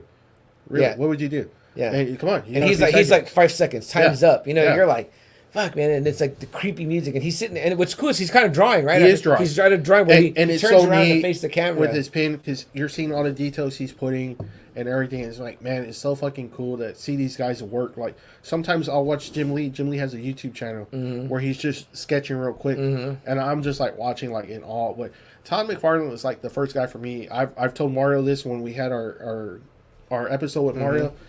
Spawn issue 1 was the first comic I ever bought. like that was my first issue, Spawn issue 1, at Collectors Authority. Yeah. Based on Todd McFarlane, the cartoon. I was so fucking enamored with it. I love the lore. His is probably the one out of all the 7. Spawn is probably the story I just drew into the most. Mm-hmm. The battle between heaven and hell. Oh yeah. Al Simmons, this fucking government assassin, he thinks he's doing for God and country, but he's doing evil stuff. Oh yeah. His soul gets sent to hell. He makes a deal if he can see his wife, he'll lead the armies of hell. But then, the devil kind of tricks him. He sends him back 5 years later with the body 5 years later. So it's all fucking decomposed. Burned up, decomposed, yeah. And Wanda's married to his best friend now. Terry. And it's kind of like, golly, and then there's this demon Violator. It's kind of like, damn, like he's the one that kind of trains the hell spawns, but he's like an asshole. Oh yeah. He's just a big fucking asshole. He's dressed like a clown. I think they said it was kind of the John Wayne Gacy kind of mad clown look. Yeah. I mean, Violator's drawn so great. Malboja's drawn so great. Spawn looks great. I actually dug the writing on that. People say the writing was weak on Spawn. I actually liked it. Spawn was the series I thought for me was the best, and it proved to be. I think it's like the best selling book of Image. It's the highest selling independent comic, but it has to be the highest selling book for Image. Over 300 issues now. It continues to be. I think people are, number one, so enamored with the look. Spawn has such a fantastic and he drew look. when he was in high school. Is that That's right? what's fucking crazy about it. Yeah. I mean, like, if you look at Spawn, there are things between him and Venom that are similar. The black face, the big kind of white eyes, you know what I mean? But of course, Todd added the inner eye with the green, the necroplasm. I mean, there's so much. Double A, would you say, I'm thinking about this because we're talking about, like, how we'd never seen guys, you know what I mean? Like, yeah. After Stan, would you say that Todd is the next most recognizable face of comic books? Because I would have said for sure for a long time. Because he's the only guy that, like Stan, like talks to the audience. That like people know him. That he's very vocal. He's vocal. Yes. You know what I mean? Yes. And we're gonna talk a little bit about how the guy has no love for Marvel. It doesn't seem like now. It's eased up. It's eased up a lot more. But man, if you look at like the 90s to maybe even the 2000s, it was kind of. Has he done work for them recently? I don't think he's come back, but I think he's eased up. I think he does some of their toys, and shit like that. Like he even did a pretty cool drawing for, I think it was Comic Inspired Guide. He did Spawn on top with Spider-Man on the bottom. Nice. I haven't seen that. It's a cool image. Let's post that. And that was kind of like, everybody was kind of like stoked because it was the first time he drew Spider-Man. In a while. In a long fucking time. That's cool, man. I mean, you gotta be proud. I know he probably doesn't love Marvel, but I mean, like he said, he saw the Venom movie. Okay. He was at the premiere of the Venom movie. Nice. And he said he loved the way they did Venom. Yeah. Like he goes, finally, they got my Venom like the look. On screen. The big, he's big, a big he's guy. Fucking, he's huge, he's tall. That's awesome. So he was there. So I mean, I would still say he maybe has a better relationship now than when it was in the 90s. But I mean, I'm sure now he's the. He's a businessman now. Like I said, the Mcfarland toys became his own thing. Mcfarland's. It's like that's like a thing. Have you got the new Mcfarland's? No. I'm saying like that's like the thing that people ask now. Oh right. Like, hey, or you got the Mcfarland's in the back? It's the Mcfarland's. I'm in quite a few toy groups and I talk with toy guys quite a bit. I don't really know where like the great guys like Zach and the Collecting Weekly guys stand on it. Because I haven't had a full chance to catch up with all their episodes. But I've talked to some other collectors, like good friend Nate. He's buying a lot of the DC stuff right now, the DC Multiverse toys, whatever. Those are made by McFarlane. Nice. Yes. Yeah, and I look at what the equivalent line is on the Marvel side, and it's like, it's good, but it's not that good. Like, those are much nicer. And Liefeld actually has a whole podcast dedicated to McFarlane toys. Really? And it's great. Okay. And he says he paid just like 10 cents more to get a more realistic look for his toys. That just the more money and the more detail was what catapulted Todd to just surpass every other toy maker. Yeah. You know, and I loved it. It was a good. You really need to hear that episode. That was a really. I would good love episode. to hear that one. Yeah, even back in the day, remember when we were getting stuff? He was doing like, wasn't he doing some of the horror stuff and all that? And he was doing the horror. He was doing the baseball. Yeah. He was doing the footballs. Yeah, my brother has a lot of the McFarlands. The details. Yeah. The, that one yeah, I think he might have done the. Let me see real quick. Well, after starting lineup, those toys sucked balls for sports. Then they started doing these bigger, more detailed figures, and you were like, man, who's doing those? Those are so outstanding. And I'm pretty sure that it was McFarlane. Okay. So, like this one's a Tim Duncan, which I just love. It has the 5 trophies. I own this figure too. It's so fantastic. And there is his label right there. Which is the Spawn face. McFarlane Very toys. great. But if you look at it, I mean, it's great. Look at the trophies, man. Look yeah, at the way trophies. The shorts, the jerseys are ripped. You can see the tuck in, like when the jersey's tucked in. It's great. And you can see he's doing, you know, the line. I mean, it's Kawhi Leonard from the Spurs, Blake Griffin, Chris Anderson, LeBron James, Andrew Wiggins. I mean, NBA is giving him their line to do. I mean, even, you know, from the armpit hair to, you know, the little logos, the trophies has like the Tim Duncan MVP. I mean, it's detailed. It's really great. It's a gorgeous figure. Show the front a little bit, Double. I don't think we showed the front of the figure really, but yeah, that's a Tim that comes with, I think, was it all 5 trophies? Yeah. And then and then, like I say, you can always tell, which is... And he did the football, too, because there's Tom Brady. He's got some great ones with Tom Brady celebrating after. I have 2 of the Gronkowskis, one opened and one in the box still signed by Rob Gronkowski. I've got a Manu Ginobili McFarlane figure signed by Manu Ginobili.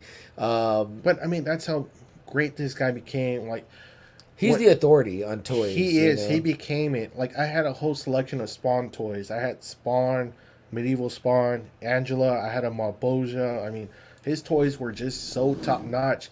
They were so much better than the fucking, you know, the Marvel toys that you got from KB's. You know, so little that you know you couldn't really do Wolverine too much with like it. 3 claws, like stuck together, curved. You know what? I don't know if Todd has had a good crack at Marvel toys. Anybody? I think people would really go nuts. If he didn't, he certainly upped the game to where it became the points of articulation, where all of a sudden you can move the fingers. It was the wrists. It was the elbows. Everything was fucking like Spider-Man was bending. You can bend Spider-Man in any way. You remember when that first toy came out with Spider-Man? Oh, you can even you can pose it. What you wanted to do was put your figures in the poses that they were on the comic books. You couldn't really do that before that because these characters were stiff. McFarlane really changed that up big time. But Double-A, so let's kind of go back a little bit here, right? Again, we're talking about Image Comics. We spent a good amount of time talking about Todd himself, right? That they're pretty much the ringleader. Of this group of guys. From the two docs that we saw, it always seems like Todd is the one who took the shit the most seriously. The one who said, "This is our company. We got to take care of it." Yeah. You know, like he always did seem like he was that guy.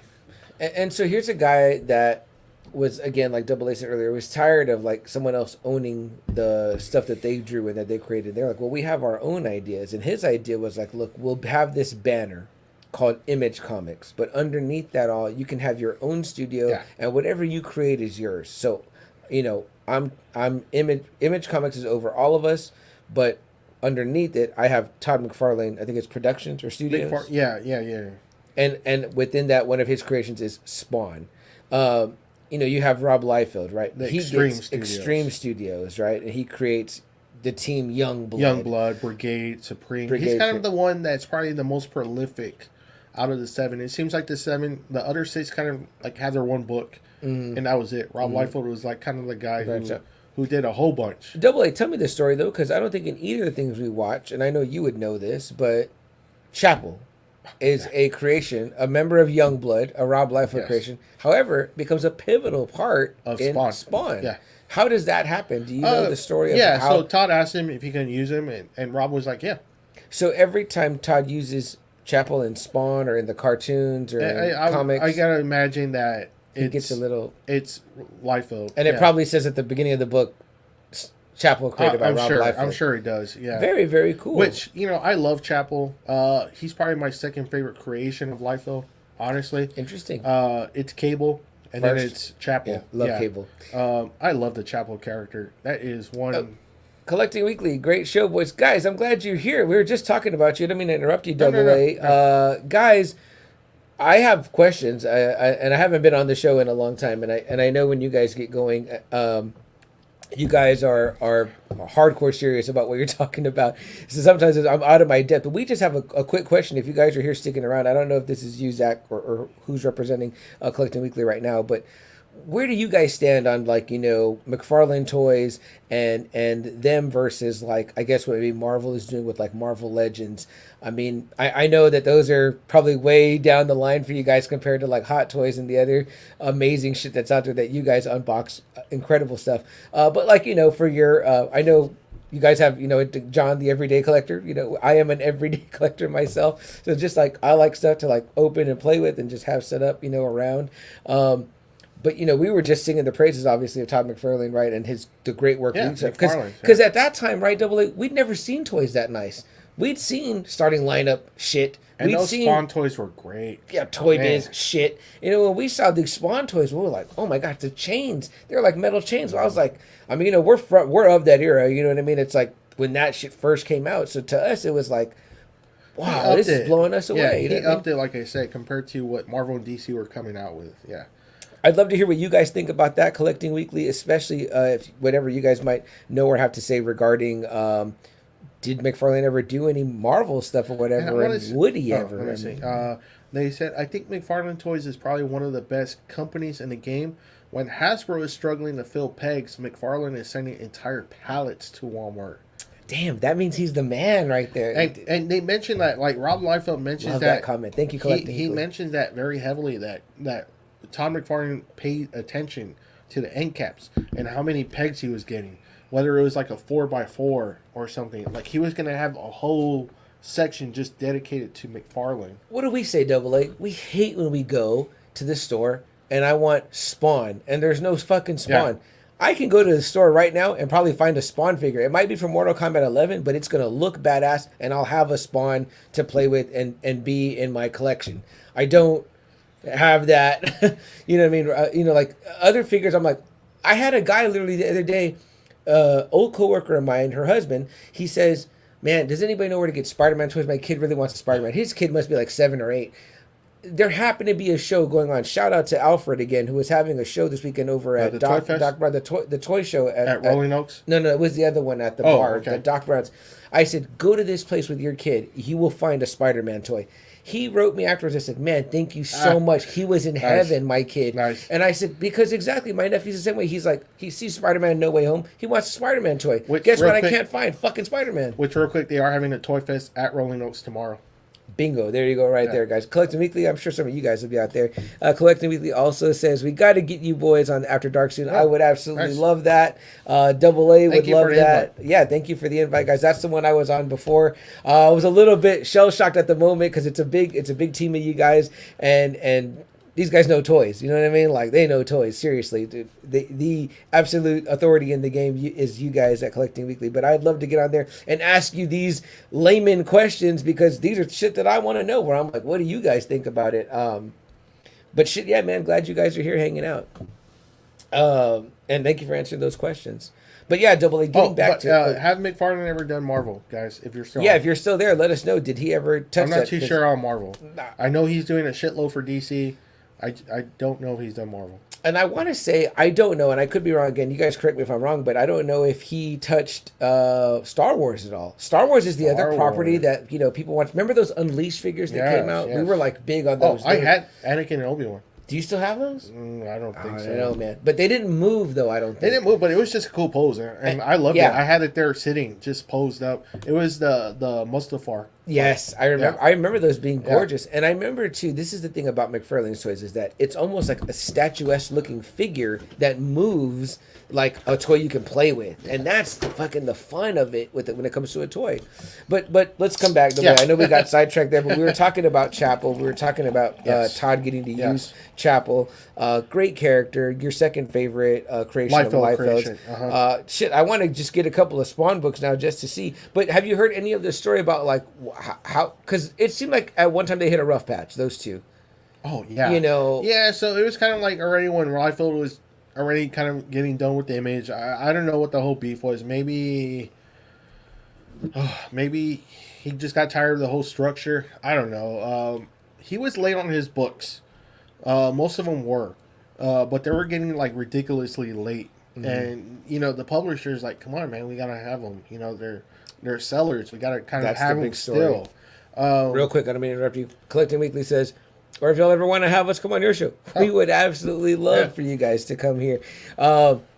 Collecting Weekly, let's talk offline, but we would love that if you're able. Whoever is here, I know some of you guys are in California. It's a big group of you guys, but we'd love to. We can do. Get California. Some of the guys are in California. Get some virtual guys. Whoever is here. Again, if that's all good with AA to get you here in the studio, we'd love to have you come in and talk with you guys. These guys are some of the guys that also use StreamYard like us and have helped me through numerous walkthroughs where I tell you I continue to fail you guys as a host. But I'm trying. So, yeah, that is absolutely something that we would love to do with you guys. Let's just crisscross it over, you know what I'm saying, man? So... but back to what you were saying, the books were getting late. The books were getting late, and then him and Sivestry kind of were having issues, which was breaking rule number 2. They were never supposed to impose on any of their other talents. They were supposed to stay in their studio. Whoever they hired, that was it. Right. Well, Michael Turner at this point had come into the picture.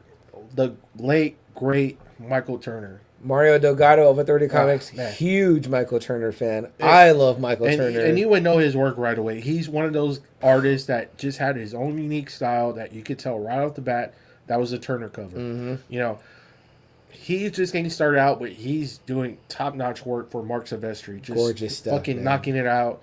Rest in peace. Well, apparently Extreme Studios kept inquiring about Michael Turner. And Rob, come on, Rob. Yeah, Sivestry got kind of pissed, and he told the guys, "Look, I'm not really cool with this, and I'm kind of sick and tired of this whole bullshit. I'm gonna be leaving Image." Well, you know what? They kind of had loved Sivestry more by this point than Rob Liefeld, so they said it was either gonna be Sivestry or Liefeld. They all made a vote, voted Rob Liefeld out. He says he quit. It's kind of whatever you want to believe, you know. Yeah. And that was kind of the end of Liefeld's association with Image. It just, I don't know. I don't know if it got too business for him. I don't know what it was. And then the Heroes Reborn. That's what really pissed off Todd too. When him and Jim Lee got contracts. So that's what, AA 96? That's 96, I believe, when Heroes Reborn. Marvel was going through a bad time. In 93, they were hurting, right? Well, and this was the bankruptcy time. And now they're really hurting. They're hiring him and Jim Lee to revive Iron Man, Captain America, the Fantastic Four, and I forget who else. But it's pretty much the Avengers. I think it's the Avengers area. Yeah. It's like Avengers. What'd you say? Avengers, Cap, Iron Man, and I think Fantastic Four. Yeah, and those Fantastic are like the big Four. It was. I remember because I was excited. Those books looked beautiful. I was like, "Oh, damn, this art looks fucking badass." That's the thing. That was the thing. And there was controversy, right, with Cap. They changed the A to an eagle. I'm fine. I was fine with that. The eagle, I think, is better than the A. Honestly, I think that's better. But AA, you are AA. Yeah. See, if AA was wearing that hood, it'd be 2A. Which they've gotten like complete in the Marvel universe. They just got away with that completely. I don't even think he not even wearing. I don't even know. I mean, a lot of times he's not even wearing the fucking helmet. Yeah, yeah. So, in the movies, in the movies, right? Yeah. Well, everyone wants to look at Chris Evans because he's such a stud, right? Yeah. They're saying, Liefeld's gone on record saying, and it's records. They were selling like 20, 30,000 books. Mm-hmm. I mean, it was pitiful. Mm-hmm. They come back and they set it on fire again. Yeah. Well, Todd's like, hey guys, Oh, go ahead. Okay. Todd's kind of like, what are you guys doing? The whole reason we left fucking Marvel is to fuck Marvel. You know, now you guys are going back. And this is waving, Todd though. Yeah, like, they're waving money, and you guys fucking jump at the bait. You know, he was kind of like, man, you know, that's our enemy. DC's our enemy. What are you guys doing? Let's real quick welcome 1/6 Fix is in the house. He says the Oxfather brought me here. Oxfather, that is Zach, great guy. Often saving my ass here as a professional. Well, welcome 1/6 Fix. We appreciate you, man. We'll hope that you'll check out a little bit some of our earlier talk where we were speaking specifically about action figures and our novice level love for what we can find on the rack at our local Target or whatever, but specifically regarding Todd McFarlane and his job as a businessman. So yeah, but and if you guys if you're really interested, Rob Liefeld, again, he has a great podcast where it's just talks about Todd McFarlane and how he started McFarlane Toys. It's a great episode. Observations, yes, man. It's a really great episode. He goes really deep into how Todd started the company, to how he got it building, to where it is now, where it's pretty much like the #1 company of toys. And a really wonderful guy that I got to meet. A human being I've met, a human being that you've met. And again, the main thing to me is I have my 8-year-old nephew with me. He was kind to him and nice to him and treated him with respect. And my sister noticed this as his mother, like standing off to the sides, who gives no two shits about comic books.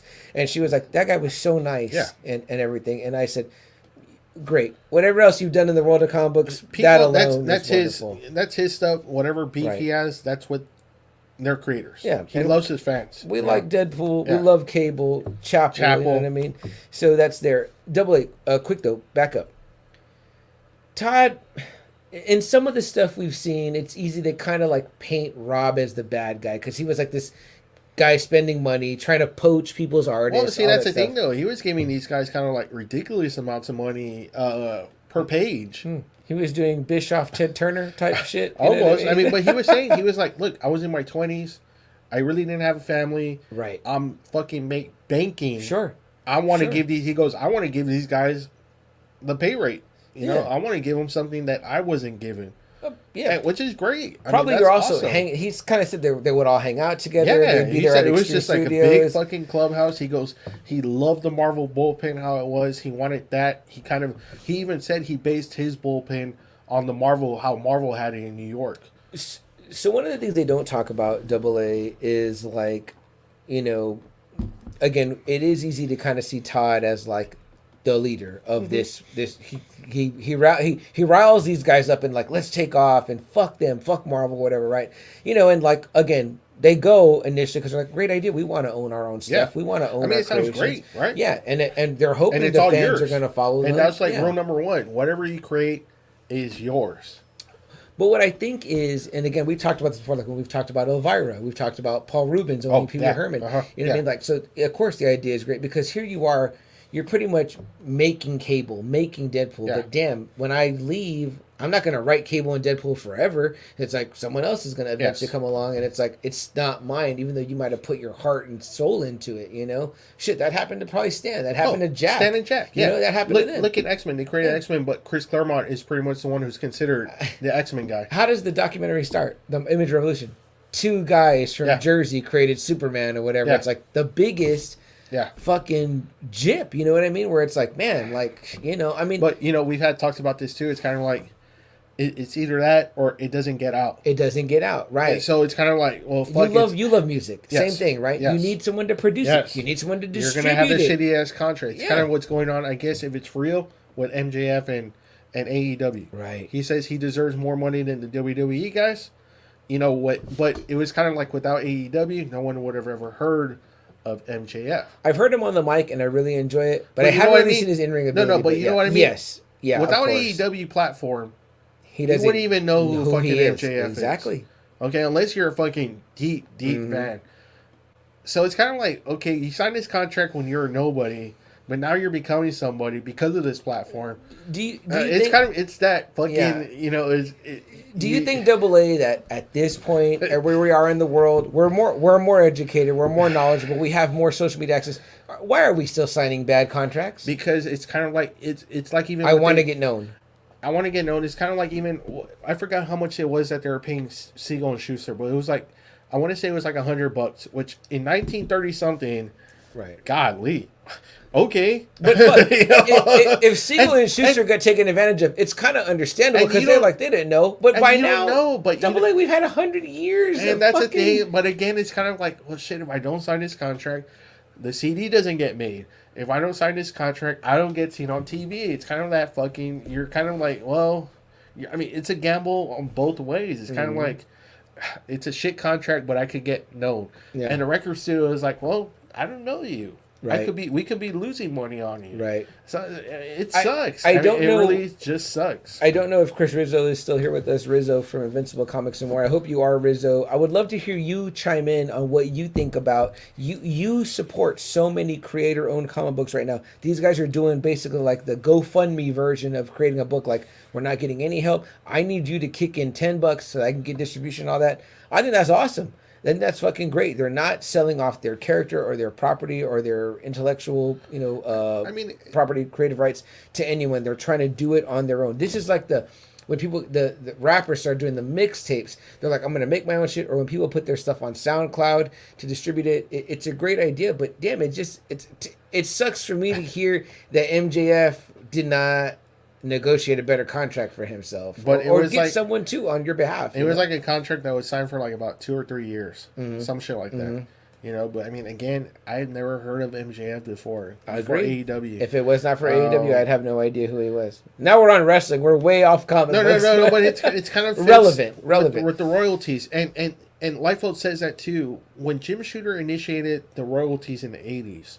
Which is great on Jim Shooter. Because, man, if that royalty system had been based on the 60s, Jack Kirby could have been well retired, happy, with all that money. Liefeld says, it's a gamble, too. You can sign him, and Deadpool could have been nothing. Yeah. He could have just been a character that was just there. Right. But it's just that he became so popular. Yeah. Now, obviously, he gets royalties, and he gets some. It's not what Marvel's getting, but it's something. He goes, sure. He goes, shit, Deadpool has made me rich. He goes, Deadpool and Cable had made me rich just on the royalties alone. Well, because you got to think about it, right? Double A. At any moment, if I'm Marvel, I could say, oh, you own the rights to Deadpool? Guess what? Next issue, Wolverine comes and slices Deadpool's head off. That's it. Deadpool's done. That's what I'm saying. Get out of here. Yeah. Take your ball and go home. Yeah. That's what it is. It's a difficult business to be in that situation or whatever, unless you own your own shit, right? You know what I mean? So let's go back to, I know we're kind of all over the place with the story. But it's the whole thing with Image, though. That was the whole thing. It was rule number 1: you create, you own, and number 2, you do not impose on the other studios. Okay, and I got back. I'm glad you said it. You got back to my point. Do you feel like, because they don't really say this in the things again, they kind of a little bit. I felt like in the documentary watch. Excuse me, the Image Revolution, again, available for free on YouTube. Yeah, go to YouTube. And just check it out, because it's fun. It's an hour 30. It's an hour and 21 minutes, but it doesn't even seem like, if you're really into like the whole and everything, it blows by quick. It's a good free watch. Yeah. I loved it. But Jim Lee's in there. Like, all the 7 are in there. Kirkman's in Todd there. Todd McFarlane. Yeah. We'll definitely get to that guy. But did you feel like they kind of, in the beginning, they paint Todd kind of as this revolutionary, right? He's Paul, not Paul Revere. He's the one that's like, let's go. Again, he riles up these younger guys, except for Valentino, who's older. Yeah. But I think he thinks it's a good idea. He's like, oh, this is a good idea. They do this. They up and jump ship. They leave Marvel, right? They're like, screw it, we're taking off, we're doing our own thing. They create these characters, whatever. A lot of them, not that great. No.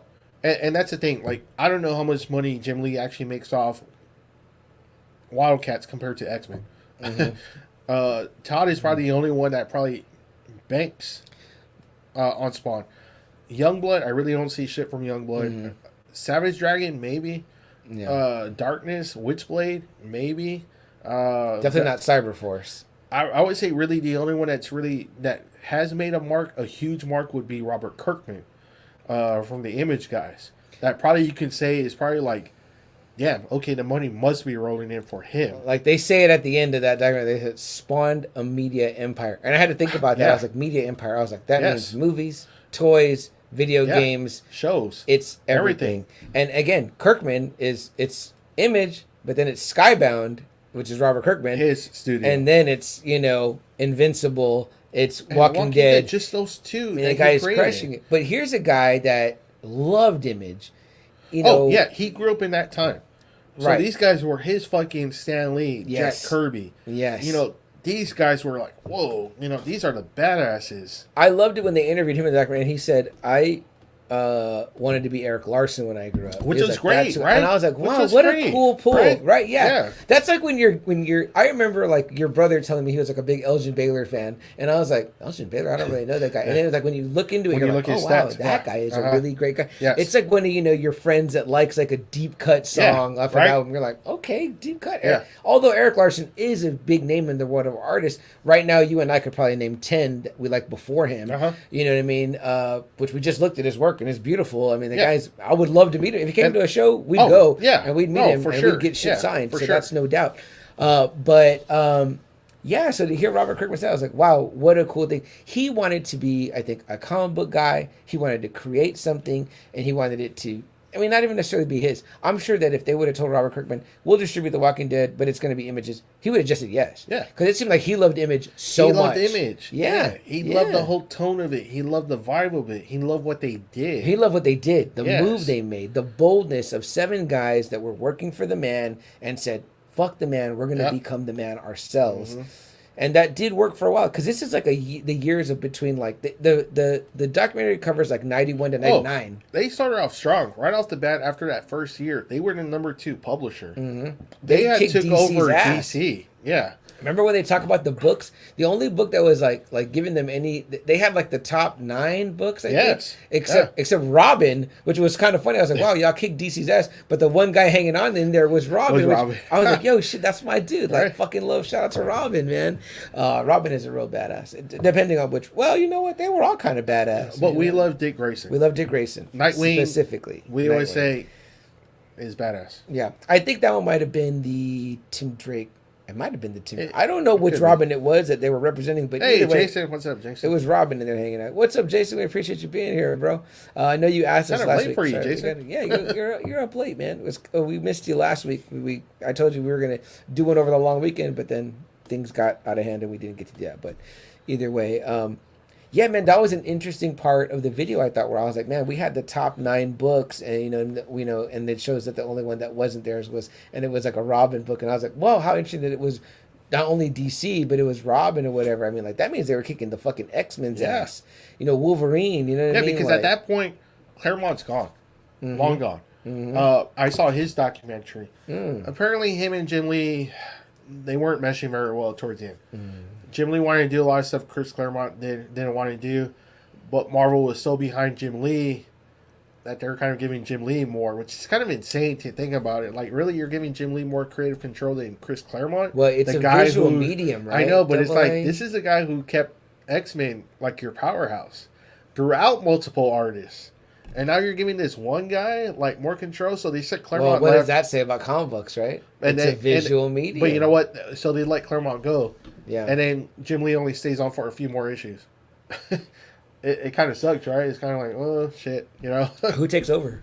That's the thing. It's kind of like it goes like down for a little while. Yeah. It picks up with Age of Apocalypse, but that's not until like 96. Yeah. So that's a while. That's a ways off. So X-Men, yeah, I'm not surprised that it was beating X-Men, because I'm sure X-Men was down at that point. Without Claremont, without Jim Lee, golly. You have a lot of shit fucking going on to make it ripe for Image to be taking over.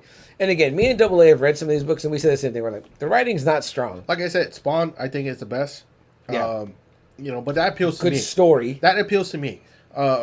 Maybe what it did to me is probably how you felt with Preacher. But obviously Garth Ennis is on a whole nother level than Todd McFarlane. Right. Obviously. But that was probably my first Vertigo book. I would never, no, but you know what? It's like, Preacher, God. Yeah. Yes. It has all that shit. Yes. Demons.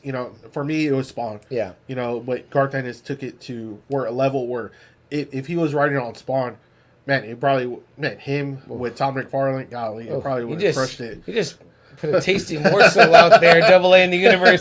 Todd, can you call Garth Ennis and collab on a couple of especially without being a fucking Oh my gosh! Yeah, military. I didn't think about that. Yeah, that's something that needs to happen. I think comic book world. Let's make that happen. Garth Ennis on the writing duties and Todd McFarlane on the art on a Spawn book. Because I actually said he hasn't been doing the drawing in a while, No, just covers. yeah, it's just the covers. He's kind of like he kind of left pretty early on. He stayed on for maybe the He's first. been consistent with getting great guys. Remember when Greg Capullo was drawing Alan for a Moore. long time? Yeah, Oh, Neil man. Gaiman was writing for a while. Yeah, but Capullo's drawing spawn was just gorgeous, Yes, gorgeous Capullo. stuff. And I know he did a bunch of stuff. Obviously, it's Todd that did the Bozeman, Chadwick Boseman Yes, tribute, yes, right? yes, it was him. Yeah, yes. and of course, Spawn 300 had like a shit ton of covers. Oh man, so, yeah. all great stuff. But yeah, so pretty much these young 7 guys have this idea to leave the boss, create their own thing, and they're doing their thing, and they're doing really well at first. Then obviously, like we said, they run into the hassles. Like they were, like somebody says it in the video. I think it might be Valentino. He's like, they were great. They're great at their job of being artists and making comics. But they really weren't great businessmen. You know what I mean? Like they wouldn't know how to do that. You know what I mean? Like which anybody would be. You know what I mean? Like if Because I think that's where Valentino just stops what he's doing, and he kind of tries to take the presidency of kind of trying to manage all that kind of shit, because he said they said Liefeld was the one who had everybody installed, but Larson says it was like people from like his church and people like he knew, like I think his sister was like his business manager, so it's kind of like Rob Liefeld people.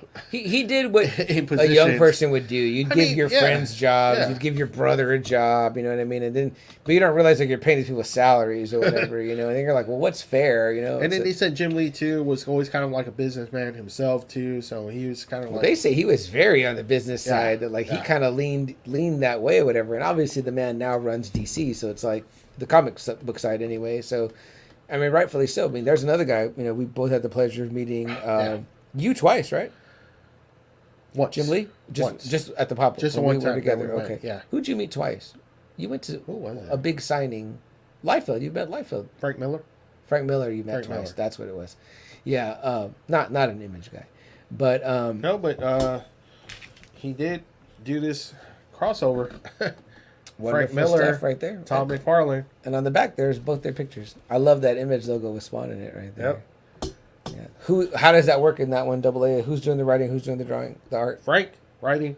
Todd art. That must have been fun for him. Yeah. I bet they got along like gangbusters. Yeah, because Frank Miller to these guys is like one of their idols. Yeah. I mean, he's great. They all love Frank Miller. Yeah. Jim Lee has worked with him.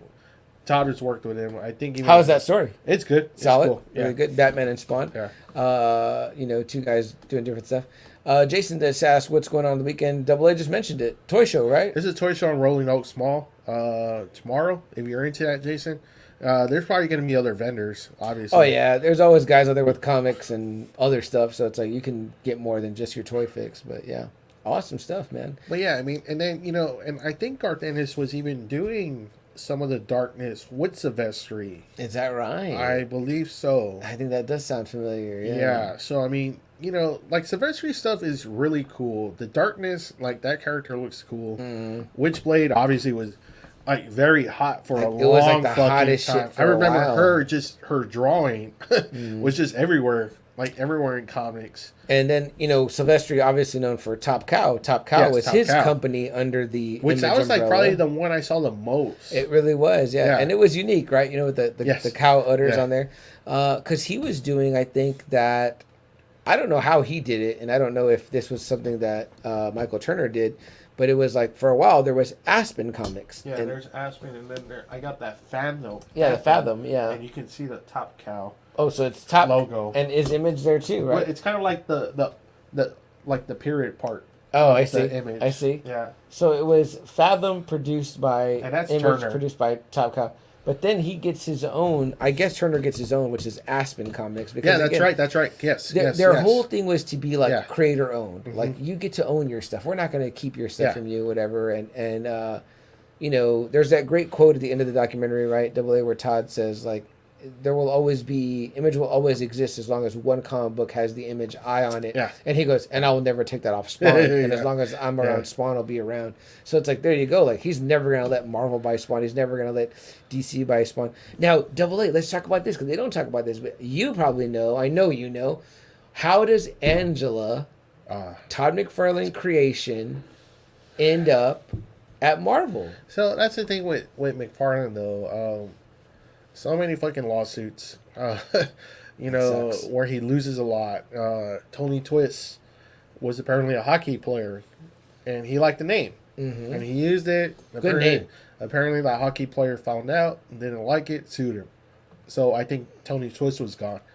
Neil Gaiman, I guess he wasn't paying Neil Gaiman the royalties. Neil Gaiman created Cagliostro, created Angela, created Medieval Spawn. Really? He loses that battle. So Neil Gaiman, what does he do? He takes Angela and gives it to Marvel. Here you go. You can do whatever you want with her. Wow. And she's a Marvel character now. So Angela is no longer in the Image universe. She is a Marvel universe character. That's gotta hurt. And she's for a him. Norse. She's a long lost daughter of Odin now. No shit. Yeah.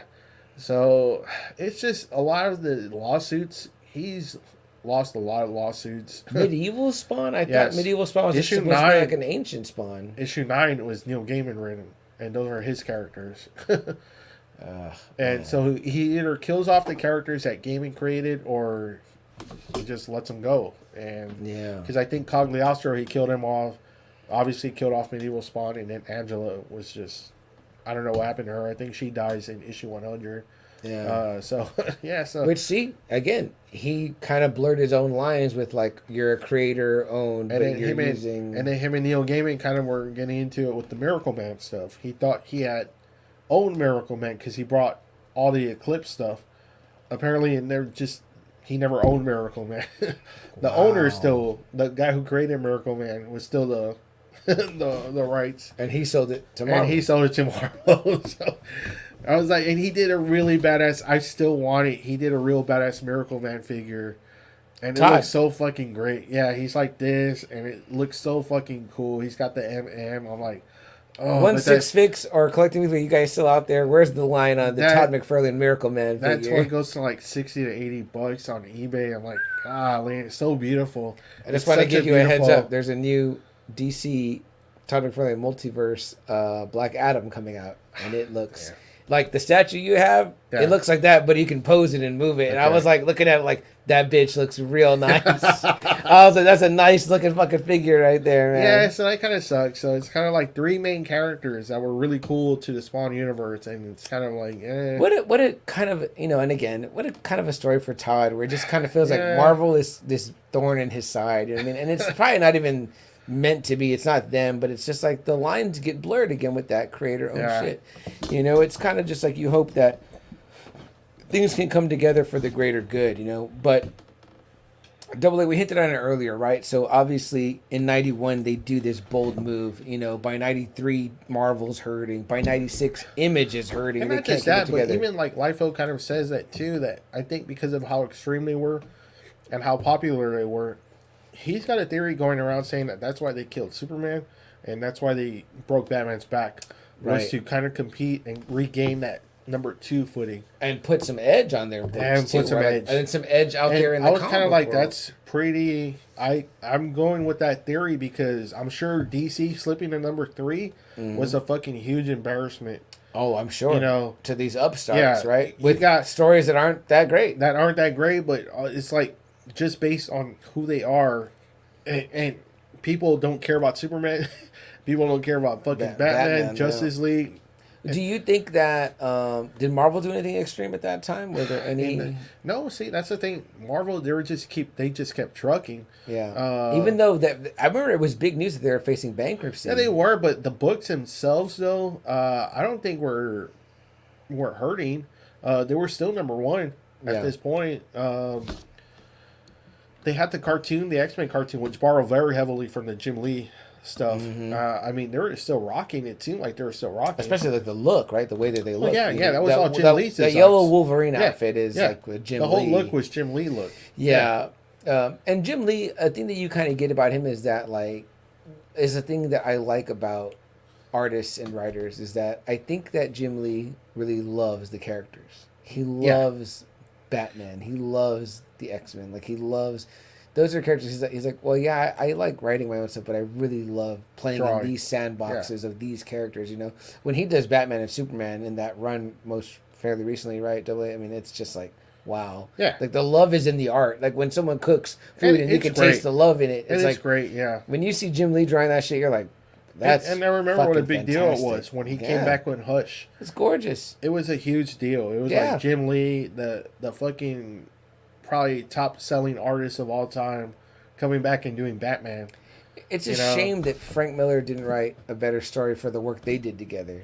Because the story's not that great, but the art is gorgeous. And you're like, damn, it's Frank Miller and Jim Lee. It's not that good of a story, but you're like, damn, boy, is it good to look at. And you are reading Frank Miller's words, but you're like, it's kind of, they said kind of the same thing with Superman. It was Brian Azzarello, who I love. I love Brian Azzarello, but everyone said that storyline was kind of flat. What? That doesn't fit him, though. No? I wouldn't get Brian Azzarello to write Superman. Okay. Brian Azzarello writing Luther makes sense. Brian Azzarello writing Superman, Joker makes sense. Okay. But writing Superman, you need someone else. Okay. Like maybe Bendis. I could see Bendis. I think it was supposed to be Loeb, but I think I could definitely see Jeff Loeb because writing Jeff Loeb Superman. did Batman. He's the one that wrote Hush. I think something happened where Loeb couldn't do it. Yeah. You know who I'd get? Straczynski. Straczynski, I think, could definitely write. I mean, he did write great Superman. I mean, Superman's tough to write. Superman is not everybody can write. So, would you get Frank Miller to write Superman? Sure, I would give him a crack at it. No, I wouldn't. He'd fuck it up. He'd probably have him burn the American flag or something like that. Whatever. I wouldn't let Frank Miller. I'm like, I don't need you here, Frank Miller. Mark Waid. Be over here. Oh, I would get Mark Waid. I would love for Mark Waid to write Superman. I don't know why Jim Lee has never. I love Garth Ennis. I wouldn't let Garth Ennis write Superman. I'm like, you stay away. Don't touch it. You like the Spawn, though. I would love to see him do Spawn. You're absolutely right. Damn, double that you hit the fucking nail on the head with that one. It's like Kirkman, right? What would you let Kirkman write? Would you like? You see, but I'm not a big fan of Kirkman. Even on Walking Dead, I'm not a big fan. I'm sorry. I'm not. I've read those issues of Walking Dead, and I'm not a big fan of his writing. Yeah. Character creating is one thing, but character, story and plot development is different. Obviously, that was a popular book, and people loved it. I didn't care for it. I love the show more than I do the book. Even some of the Negan origin story, I was like, golly, this kind of sucks. I like the show. I like the episode better than the book he wrote. Sometimes those people just need a little bit of foundation. They can build on that. But let's talk about him. Good segue, Double A. So it was kind of like so the Seven had kind of come. Rob Liefeld had come and gone. McFarlane. I love how you call him the Seven. Rob Liefeld Todd McFarlane had already kind of stopped. He was more focusing on McFarlane toys. Sivestry was kind of letting Turner and all these other guys kind of do the work. Valentino was doing more of the administrative stuff. Larson was just Savage Dragon. That's all Eric Larson said he ever wants to do. Yeah, it was just always Savage Dragon. He stayed focused. That's all I want to do. I just want to write and draw Savage Dragon. Who's left? Jim Lee was by that point sold to DC. He was gone. Yeah, he sold Wildcat. He sold Wildstorm. Wildstorm and everything. That was his under. And that was like a big blow to Image. With Jim Lee and Rob Liefeld gone, they were hurting. Yeah. They had produced almost the bulk of Image's sales. And, Rob Liefeld had 20 titles. Jim Lee had fucking 10 or something. That was a lot compared to Todd was just doing Spawn. Larson was just doing Savage Dragon. Sivestry was just had maybe the 2-3 books, and that was about it. I mean, they weren't doing they weren't pumping out a lot. Right. So it was just kind of hurting for a while from the late 90s. It was kind of oh boy, Robert Kirkman comes in, huge fan. We just said he was a huge fan of Image, loved all of them. He comes in with I think Invincible is first. Yeah. They didn't talk about it in the doc, but we know that later on. But that became hot. That was hot. And then Walking Dead. Hoo boy. It's funny because Valentino almost kind of passes it up. I was going to say tell that story because I love that story. So he's like, I want to do a zombie book. And Valentino's like, Robert, golly, zombie books really don't they don't sell. They've never sold. They've never sold. Zombies suck. It's a niche. It's a niche genre.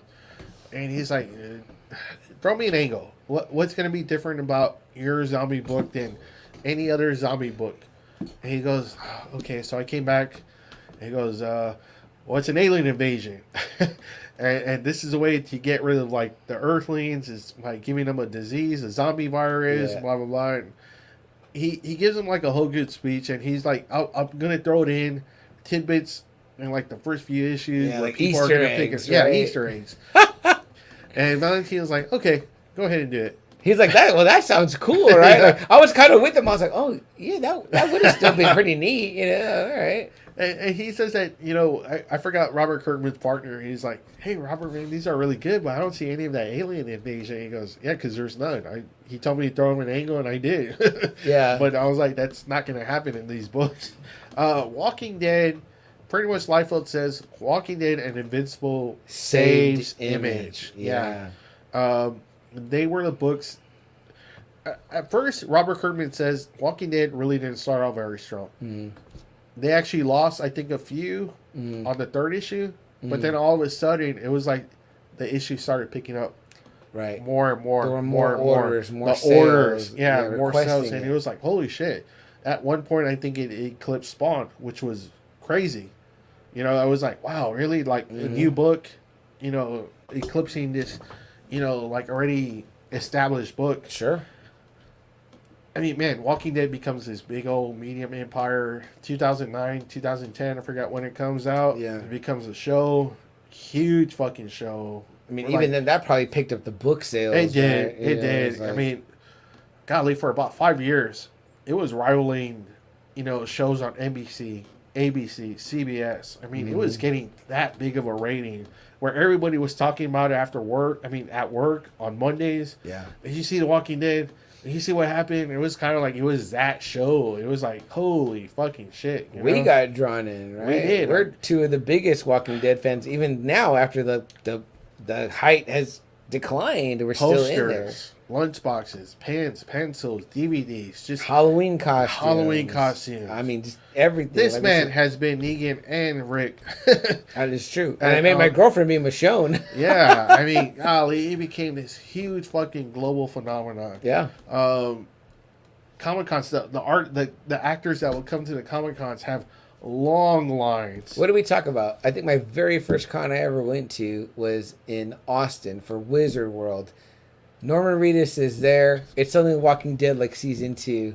I love him from the Boondock Saints. I don't even think I'm watching The Walking Dead yet. I'm like, I'll get him later. Go to do my other stuff, whatever. I start watching The Walking Dead. Walking Dead season 3 comes out, and it's just like fucking downhill from there. Every time we see this guy, the prices go up. Yep. The lines are longer. Yep. I'm like, fuck, I can't believe I missed my chance to meet Norman Reedus. My wife got to meet him, and she was so fucking happy when she met him. I mean, he was like, he held my hand. We did eventually meet him, right? A photo op, you and I, for the longest time, our photo for the podcast was me, AA, and Norman Reedus. But, man, we really got to say thank you to Robert Kirkman. Thank you to Image Comics. Yeah, it was like they took a chance on this zombie book that Marvel and DC would never have done, honestly. I mean, Image didn't even want to do it at first, Right. Hey, man, this guy just comes in, guns blazing, and fucking takes Image up to now where they have a real presence. Mm-hmm. Marvel has the Avengers, DC has Superman, Batman, now Image has Walking Dead. Mm-hmm. That's crazy. And if you look at the it's second. If it's second is Spawn, it's not that bad. Spawn is really okay. And at that time, Spawn's had a major movie. In Spawn's the 90s, had a major show. It had the cartoon that had won Emmys. Mm-hmm. It had a movie before Marvel movies had movies. Mm-hmm. I mean, man, Spawn was killing it at one point. The cast, you've got Martin Sheen, you've got Michael Jai White, you've got John Leguizamo, who is amazing as Clown. And he is. That was great. I still like that movie a lot. Yeah. Yeah. I mean, man, it was huge. Spawn was huge for like about 3-4 years. Mm-hmm. It was huge. Double A's. Let's also talk about too how Kirkman loved Image so much that he didn't want, he didn't want the Image kind of family to be a broken family. He wanted to be like, let's get certain things happening. I think he had heard that Rob Liefeld was going to go produce Youngblood. And he was like, it's not right. And I love how Liefeld puts it in the documentary. He says he wanted mom and dad to talk again, which is like Todd and him, right? So at this point, Kirkman had done so much already for Image that they decided to make him a partner, which was rare. They hadn't made anyone else. That's a like partner. lawyer shit, yo. Yeah. That's like when you're such a good lawyer, they're like, Kirkman be a was part like, of the firm. Which Kirkman was like, it was so fucking cool when they decided to make him a partner. He was like, wow. That's what I love about him. I love Yeah. his, I know we don't like to use the word nerd and geek or whatever, but it's like, I love that No, part it's of it. cool. He's It's like if we got into Marvel, right? And we became like a fucking president of Marvel. if they let me mop we're the like, fucking wow. floors, I'd be like, I'm happy. This Right? is amazing. Like, what the fuck, Like, I'm here, Right? Like, that's... So for him I to love actually... that. I love that for him. I love that to for actually him. be a partner of Image, I was like, golly. Yeah. Tell him Double A about how Kirkman continued to kick ass there. Yeah, so, I mean... Well, first off, I'm going to kind of go back. Whether you know it or not, Image has always had a presence on TV. Savage Dragon was on USA Network for about 2 seasons. It had that 90s animated look. Witchblade had a show on TNT for about maybe a season or 2. Spawn had the cartoon. WildC.A.T.S had a season, a 13 episode season on, I forgot what channel it was. Walking Dead obviously had, been on AMC for about 12 years. Invincible is on Amazon Prime now. You can watch that. You can stream the first season. So Image has had a big presence on TV for about 20 plus years, whether you even knew it or not. They probably had more. They probably were on TV more so than Marvel was at one point. So whether you know it or not, Image has been with us. They've had a presence on pop culture for a long time. They have some pretty top-notch actors that are voicing Invincible. The Witchblade show was somewhat like a cult favorite on TNT.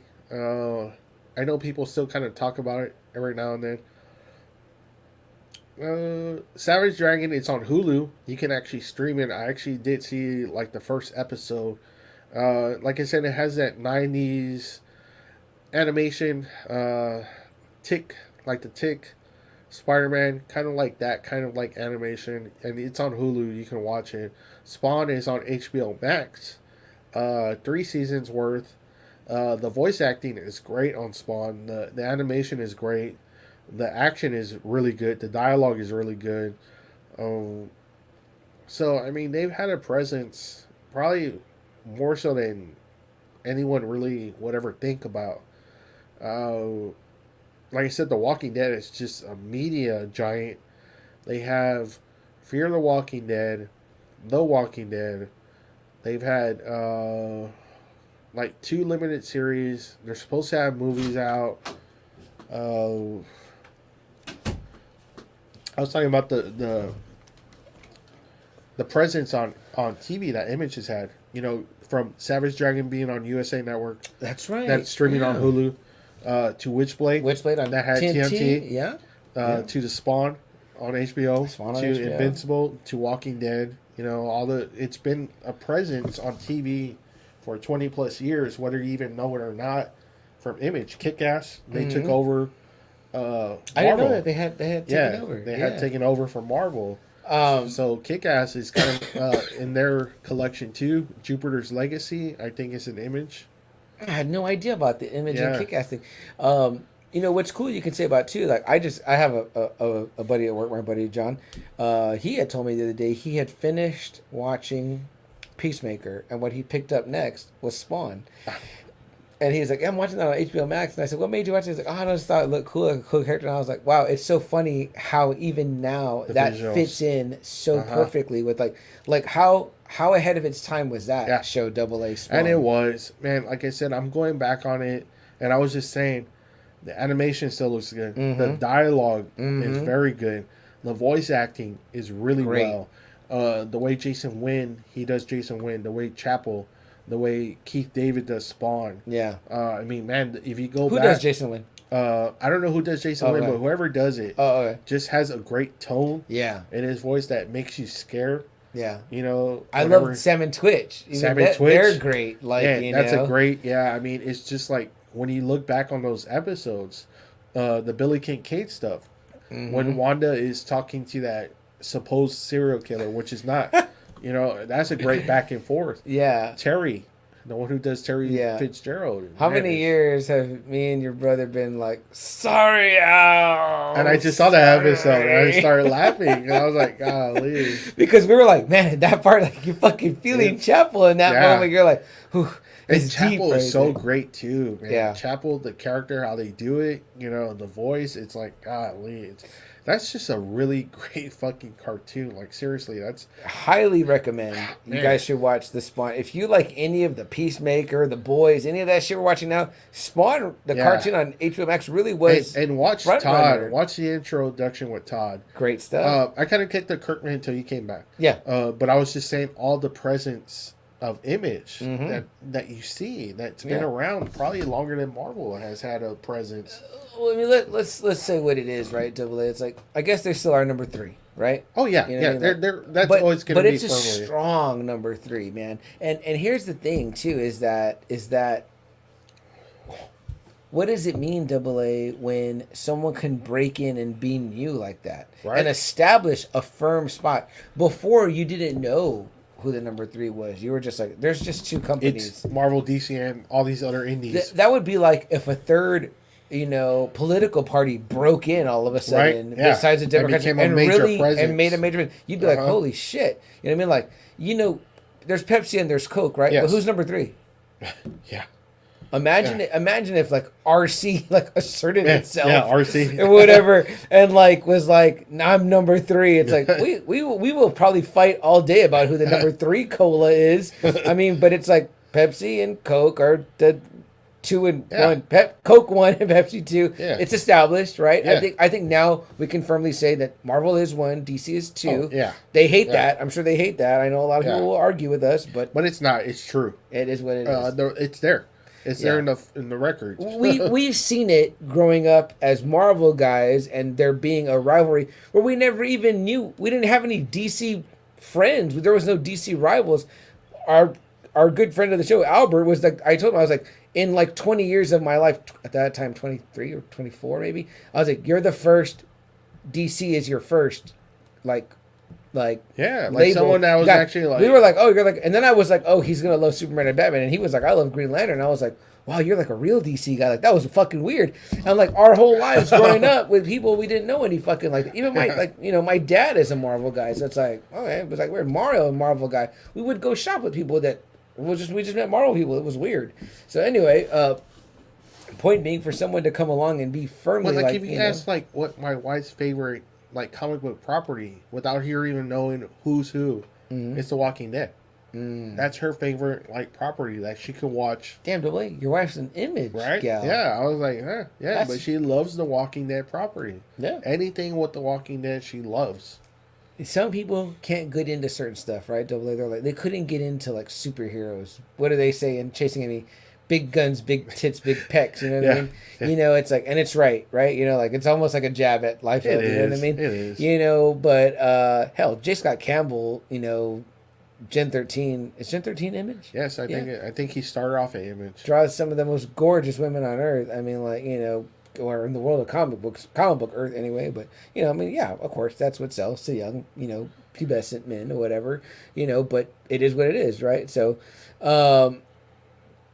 you know, there's that, right? But it's all those things, you know what I mean? The big guns, big tits, big pecs. Yeah, I mean, you know, but there's so much more to it, because when you do something like The Walking Dead, you bring in, you know, your wife, my girlfriend loves horror or whatever. It's like, you know, we started watching The Walking Dead season 3. We loved it. We loved it. Yeah. I mean, she's so invested when like a character dies, she's like really hurt when it happens. You know, she's gone to Comic Cons with me just because of the actors who play Walking Dead.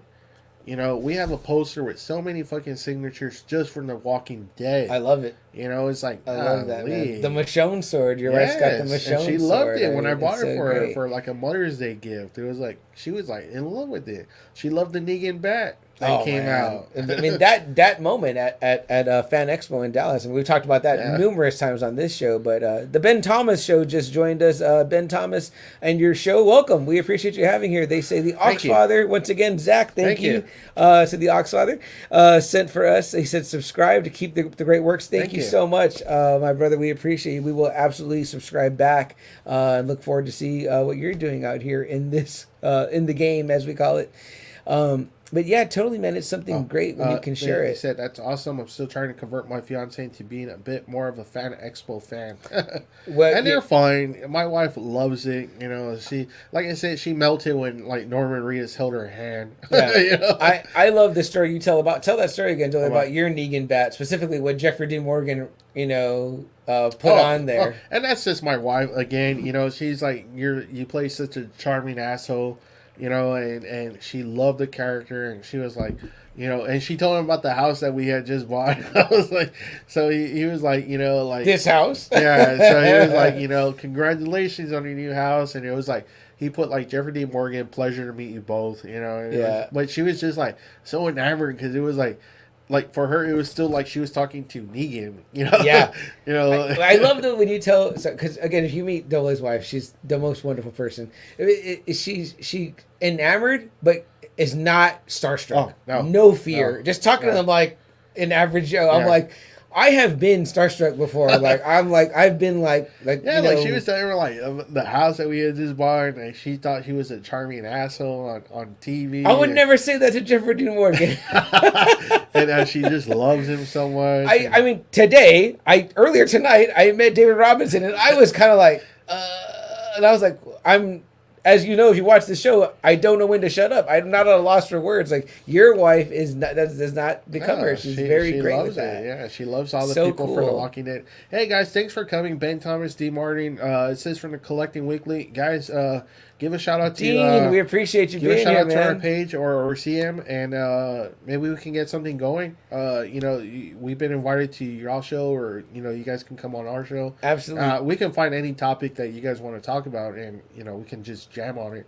That's not a problem whatsoever. So just get with CM here if you want. Or let me tell you, Double A, Dean the Dream, right there, man. I had the pleasure of being on a show with him, and when I get a chance to watch Collecting Weekly, I hear him talk some of the best, funniest opinions and great jokes. But also, the guy, in my opinion, only Double A will get this. Dean the Dream sounds like your cousin Phil. Okay. Double A has a cousin named Phil that when I hear Dean, if I close my eyes and listen to you talk, I'm just like, shit, is that Phil talking? Like, it's just one of those things where like your voice sounds like his voice. And so I'm sure when Double A hears you talk, you know, he'll be like, oh man, that does sound like him. And Ben Thomas said that would be fun. Well, yeah, guys, like I said, reach out to CM. Yeah. We can get something going. We can just, you pick a topic if you want, and we can just jam on it. It doesn't matter if it's our show or your show. We can do either or. You have all been so gracious to have me on once already. I loved it. Again, a little bit starstruck in my own right in that moment where I was kind of like, shit, there's like a lot of you. What do I say? Then you guys started talking toys, and I was like, I'm out of my league. But again, it does not mean that you were not and gracious. You guys can probably enlighten me too, because CM has a buddy at Trader's Village that it was a Marvel Legends figure. And I'm a big fan of the Gladiator character. Not a lot of people like Gladiator, but for some reason they're selling it for like $60, $60 or $65. And I was asking, like, man, why is fucking Gladiator out of everyone? Why is that one like $60, $70? And they were saying something about, you know, first off, it's part of those collections, CM, where it's the build, you know, you build a character, but it's something else too that Marvel wasn't really, at this point, they were trying not to do a lot of X-Men because Fox owned the rights, so they weren't really trying to go all out with the X-Men stuff. So they had stopped making X-Men toys or whatever, where they were focusing on the Avengers. This is like when the Ultimates came out. Right. Ultimate Avengers, when they were trying to build up the Avengers, because they already knew the movies were going to be coming out soon. So they wanted the Avengers to be built up. X-Men was kind of on the back burner for a long time for Marvel during the 2000s. X-Men was kind of on the back burner. They were like, we don't want to help Fox. They're moving on now. Well, we don't want to help Fox. You know, Fox is making the money. We're not making any money from the movies. We're not going to hype up the comics anymore. We're going to go with We're going to go with Avengers. Yeah, we still own the Avengers. We're going to go with that. So it's kind of like I got like a weird answer. You know, it was kind of like maybe it was that, maybe not. So I know that these guys would know. You know, Ben, you know, the Oxfather, Dean. I mean, I think this is great stuff. AA to ask them, because I would love to know, like, how much is it? I feel like collecting now, like in the action figure world, and I could be completely wrong. I feel like it is fan driven. It is. I think so. Are we the ones determining? Because if so, that's fantastic. But am I wrong? Is something like AA said is right? Maybe there are still studio aspects, because like, why don't you get, for the longest time I was looking at like Sabretooth figures. I wanted him with like the fur, the orange suit, right? Yes They just brought it back. I just saw it at GameStop and I was like, oh my god, I want to buy that bitch so bad. I don't know why I didn't pull a trigger or whatever. Probably because when I come home with a lot of I love figures, that orange look too. Yeah, my girlfriend. I haven't still shown you the big swamp thing I got. It's really badass. Oh my god, it's big too. I see you guys are getting us on toys. You're gonna love it when you see it. Okay, you gotta show me a picture. I will definitely show you, man. And you know, yeah, but that's another reason why I don't buy a lot, because then the wife is like, you know, what the fuck is all this again? Need more toys, you know? So anyway, but yeah, for the longest time, I was trying to buy an older Sabretooth that had come out in that suit, and it was like always $70. Yeah. And I was like, damn, why is this shit so much?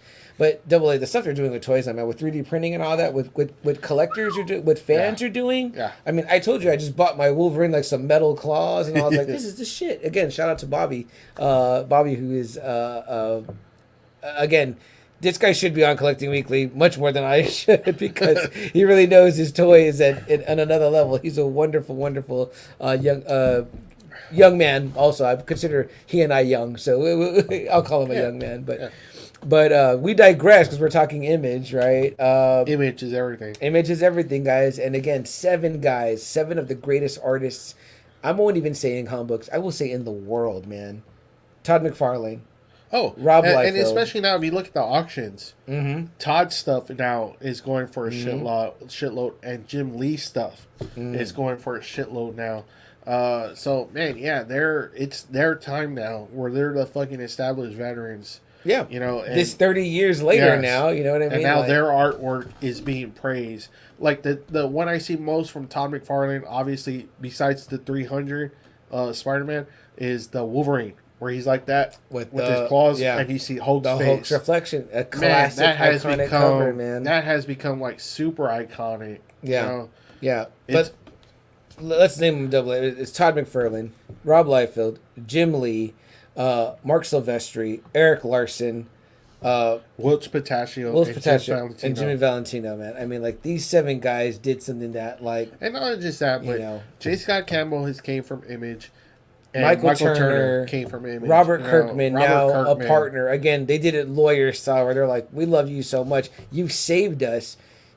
Be one of us. It's like you said, that story too, where, you know, he meets Rob Liefeld, you know, and he's like, Rob, you know, Youngblood's the one that started Image. It belongs in Image. He helped patch kind of like the things up with him and Todd, you know, him and Larson, him and Sivestry. Which what a love letter to them, right? Yeah. Like this is how much that Image meant to him. You know I mean? Those are his heroes, and he was like, man, it'd just be cool. Okay, he might not be coming back to Image, but we can, you know, still publish your books, you know, that were Image, that are important to Image, and you can have a good relationship with the guys again, you know. And Rob Liefeld apparently has had a good relationship with Todd McFarlane again. They have patched it up. That's great. Larson has been on his podcast.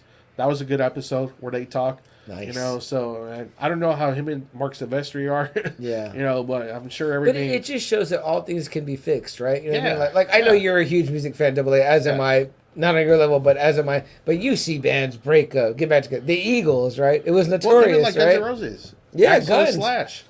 You know? I mean, we saw that one, and we were like, we thought that was never going to get better. You know what I mean? Look at us. We got to both see that lineup. Yeah. You know, I mean, I know, again, I mentioned the Eagles because it's just a famous, you know, when Hell Freezes Over. And then they do a tour, Hell Freezes Over. Which is so smart, right? What are you going to call it? Hell Freezes Over. So great. The ones, I'm sorry, the Ben Thomas show says, I've been into 6 scale mostly. Mostly lately. For me, mostly lately. but also having fun hunting down Batman animated series figures. Oh man, those are so good, man. I've got a real Double A knows I've got a real hard on for Mr. Freeze and Clayface, and I've been, they're hard to they're not it's not easy. I thought it was going to be easy, but it's not easy. And that's what I love. To me, the action figure collecting world to me is so fun to me because it reminds me of my old comic collecting days where I'm like, I'm new to it, I don't know what I'm doing. There's like a intoxication of it, like fumbling around in the backseat with a new girl. You know what I mean? It's got the heady brew of making me be like, ooh, this is like fun. You know what I mean? Again, like, collecting comics was in the very beginning, and that's what. Although I still love collecting comics, me that's more like an old bar wench that I know her. I can pick her up any night. You know what I mean? She's good. But toys is different. I mean, I hear you guys even talk about 1/6 scale and all that. The scaling, I'm like, what the fuck do you guys mean? Break it down for me. Is that like a G.I. Joe size? I don't know. Like, I am a true layman. So, but that's what I would love to talk to you guys about because you guys are the real pros. And we love meeting other people. When we talked to our really great friend doing the pressing. Gabe. Gabe. Yes, yeah. Gabe Flores, who pressed comic books and cleaned comic books. We didn't know that shit existed. We were like, what the fuck? What? You get it wet? Yeah, you get it wet? I mean, like, normally we're excited to get it wet, but I'm like, you're wetting the comic book? Like, that what? Sounds like the wrong thing to do. And then he's like, I use like an iron. Like an iron. I'm like, this sounds like everything you're not supposed to do. But Gabe, such a knowledgeable, smart individual about the world of comics and cleaning comic books, you know what I mean? When we met again, our great friends at the Luchador or whatever, Jesse. We didn't know shit about the bars. We were like, we like your bar because it's got wrestling all over it. You know what I mean? Like, so that is 100% a reason why we would love to talk to you guys at Collecting Weekly more about toys and educate us. So that way, when we speak about such things, we will have a skin in the game and know what we're talking about. Double A. I don't know if I have anything else. Regarding Image Comics and their 30-year run that they've done, from being the It Kids, the rock stars, the Beatles on the block, and rising and falling and then out of the ashes. Again, I don't know if you'll ever see something like that again. I don't know if you'll see another like multi-million comic book sales like that again. I don't know if you ever see another kind of company like Image come up again like it did like that. Mm-hmm. The books that it did, we didn't even mention like Saga is usually considered one of the best Image books by Friendis. About Saga, yeah. Matt Fraction, who's hot writer. Sex Criminals. Sex Criminals, yes. Something that never would have been published. The Kirkman episode, they said that. Yeah, something that would never be published under Marvel or DC. Which me watching that episode made me go buy the first 2 books of Sex Criminals, and I let you read the first one. And that first one was good. Like, dude, what the fuck? This idea is so wild, Kick-Ass, again, got picked up. It was a Marvel imprint, but it got picked up by Image. That's cool. Stuff like Spawn, stuff like Youngblood, Savage Dragon, really. Mm-hmm. I mean, that's... Even the way it looks, like, you would never believe, like, Savage Dragon really made it, right. But it's, like, at 300. I will forever in my mind, when you say Savage Dragon, do you know what image I think of?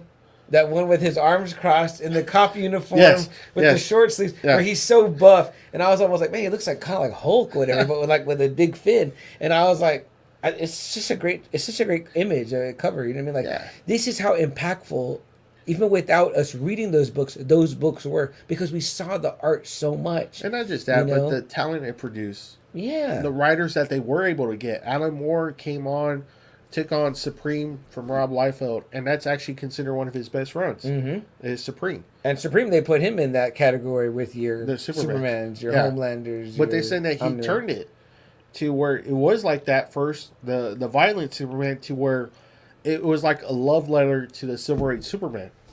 He changed it. He changed the whole aspect. He did away with everything that was like that and made it his own, to where Supreme was like a good guy.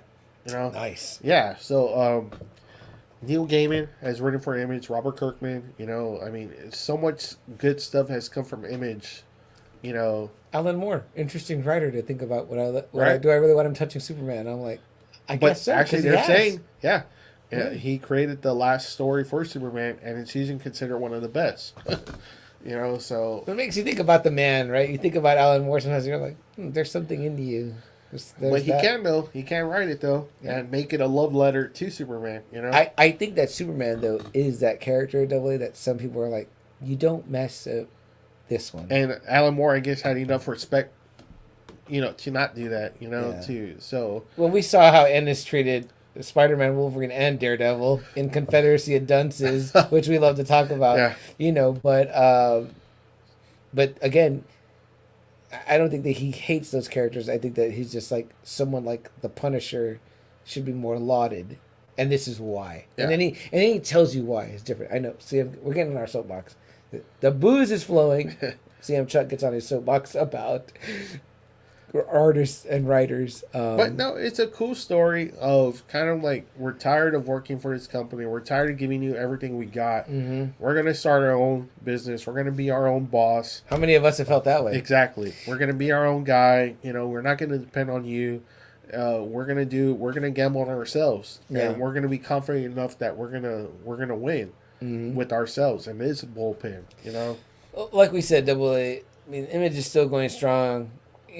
Sex Criminals from Matt Fraction, great run also on. Obviously, he went on to Marvel, so it's like he was doing that stuff. He did, I think Hawkeye and Thor. The Hawkeye is and Fantastic Four. But the Hawkeye is like his big one, where they got the show from. Right. Yeah. So let me tell you guys, what all that tells me is that we will in our time soon probably see Sex Criminals somewhere, and it'll be on an HBO series or something like that. It's going to be there. It's funny because they did say that it was Image over writing, to where in the 2000s, 2010s, it became the writing over the art. Right. Where it became more writer focused. Yeah.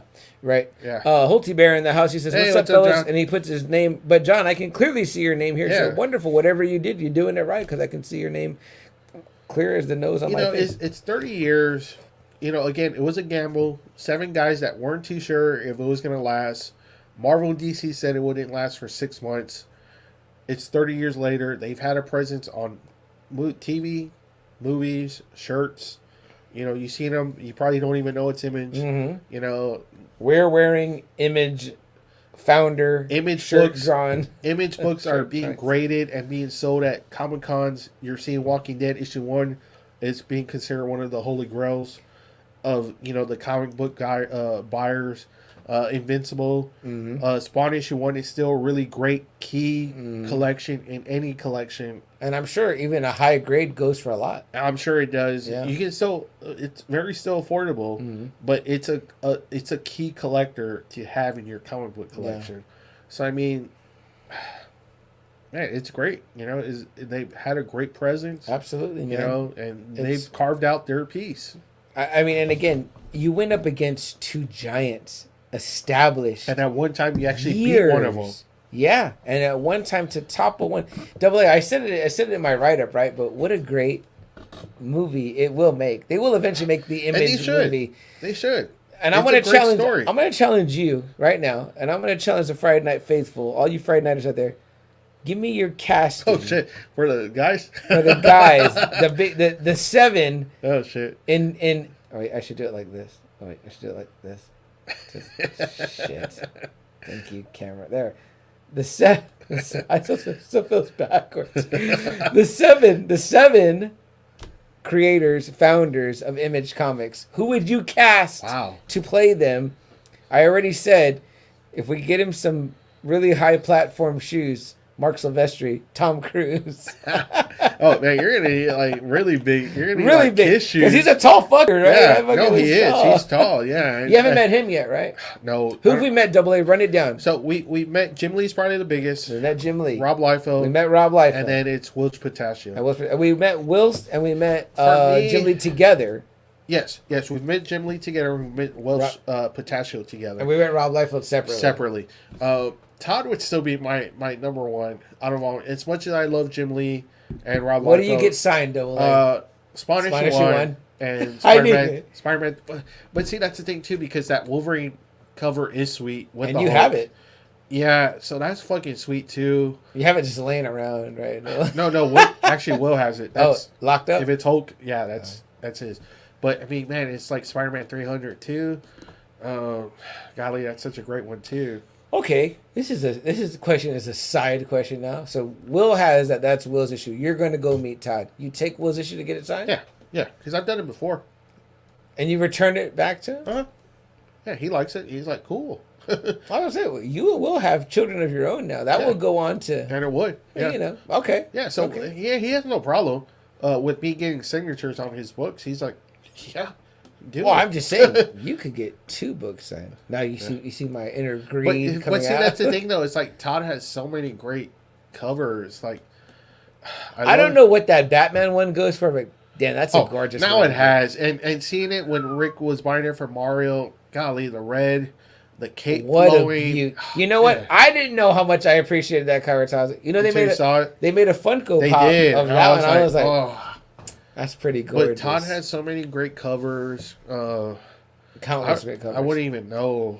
Like, Spawn issue 1, just because of the sentimental value, pretty much what it has to me. Everything you've ever said. It's my first comic. I bought it at Collectors from Mario.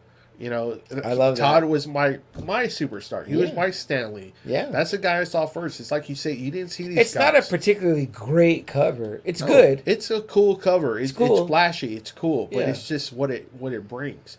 Mm-hmm. Spawn was kind of like the first character I got into on my own. That I was like, I saw the cartoon. I loved the Al Simmons character. Yeah, loved the Spawn character. Loved the lore. I bought it at Mario's. It was on his wall at Collectors. $20. Here you go.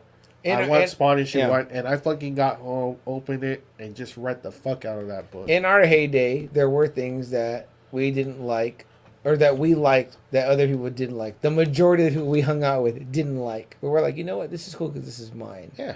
And I love that. I love that. I love that. I love when you tell that story. I don't get tired of hearing it. Like with you, it's like Preacher. Like, I'm sure the way you felt about Preacher is probably the way I felt about Spawn. I had to convince people to read it. Yeah. I was like, I had to. But the people that I managed to convince all loved it. Yeah. I convinced non-comic book people to read that, and they liked it. I remember Adam was like reading it. He spilled Kool-Aid on my book too and had to buy me another one, which I was like, this is not a joke, motherfucker.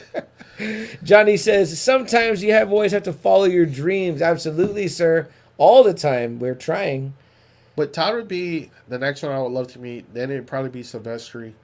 Larsen. I mean, if I could get that cool Venom cover with the skull. Well, that one too. That one too. That one too. But the other one where it's his face, and you see Spider-Man in his eyes. Oh, golly, that's such a great cover. What a great one! I just love that I can visualize it. You guys, look up Eric Larson Spider-Man covers, and you guys will see what we're talking about. Okay, John. Come on, John. I'm still trying to convince you guys on Quasar. You know, John, the way things are going... You should have bought it when you had a chance. You should have bought that whole collection when you had... You know what, John? Don't listen to us. For all we know, next week the guy will have a show on fucking Disney+. Plus. Right? You know what I mean? Coming soon. Fucking, they're going to cast Dolph Lundgren as Quasar. Fuck. You know what I mean? If we get lucky. Or maybe, what's his name that played Flash Gordon? Oh, man. Oh, shit. Sam something, I think? Sam something. That guy will be... But you know what? If you ever hear, real quick before we end, if you ever hear like Rob Liefeld, he's always saying like the mark he's always happy that he's made on the comic book industry is forming Image. Jim Lee has always said he's proud that he was part of that. Todd McFarlane, that's like his company. Mm-hmm. He loves it. Mm-hmm. It's like you said, there's always going to be Image. Spawn's always going to be Image. I thought that was so poignant to hear him say. I was like, that documentary ends great. Again, guys, the Image Revolution on YouTube for free, an hour 30. It's just fun. If you don't even like comics, it's fun. It's one of those interesting things, like the way you always say, 30 for 30s. You could hate the fucking Miami Dolphins. I love that wasn't a shot, John, but I'm just saying. No, but like one of my favorite episodes is where the NFL went on strike and the replacements came in, and it's pretty much based on the Washington Redskins. Yeah, I'm not a big fan of that team, but I love watching that documentary. 30 for 30 is what the old Behind the Music was. Yeah. Yes. Remember what was the old quote about Behind the Music? They made the Carpenters look interesting or something like that. Yep. And they were always good stories. Story. Yeah. That's the reason why I tagged you today in that Jim Kelly video, because I know that you can appreciate the great football. I love it. That Buffalo team. I was like, look at this. This is and I love too when fans of just the sport will make like a cut of a video. They're like, oh, I'm going to cut all this guy's stuff together. Jim Kelly was fucking beautiful to watch. It's like I said with Mike Tyson. Man, that guy was a beautiful fucking machine in the 80s. Yeah. Just to see him move, dodge, punch. Man, it was beautiful to watch that dude. And people wonder sometimes, they're like, oh, you guys are posting sports. I thought you guys were pop culture. And like, we are. It's part of pop culture. Sports is part of popular culture or whatever, because there are so many people that just, that's what's popular to them is sports. So they're only into that or whatever. So I guess it's covering everything. But, Robert Kirkman, he fell in love with Image. Image was his company. Mm-hmm. He left Marvel. He was like, you know what? I'm not happy here. I'm going to Image. Where Todd was like, he said, fuck Marvel. Yeah. And I'm coming to Image. I'm working with Image. He was like, we got to make him a partner just for that. I just love Todd's pride, right? Like, to me, that would be like if some guy, like some rando guy campaigned to be our third host. Like, I'll do anything to be the third host. I fucking love, like, yeah, then you're like, holy I would shit, be like, this guy loves shit, it. I'm enamored. Yeah, I'm flattered right? by that. Yeah. Like, it's flattering. Well, it's like when we actually did pick up Joe. We didn't know who fucking Joe was. We're like, do you know Joe? Like, I remember asking him, I was like, do you know who Joe is?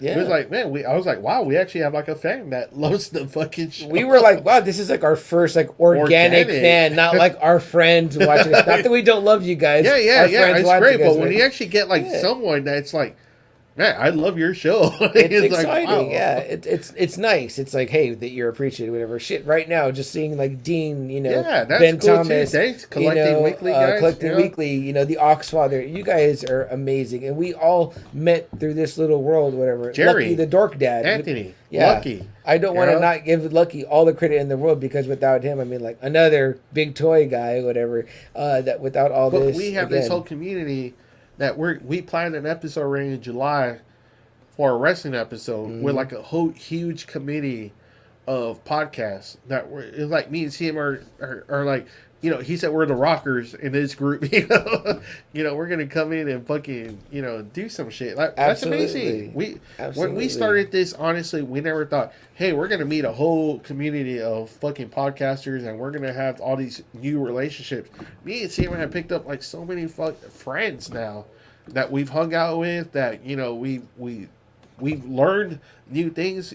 Gabe, we learned comic pressing from Gabe with Luck, with Joe, with Jerry. Dude, Rizzo. Drank beer with Rizzo on my birthday, you know what I mean? And Luchador Bar, I mean, golly, we really, like, we have, like, a whole fucking village that we've established, just not even thinking about that, like, 2 years ago.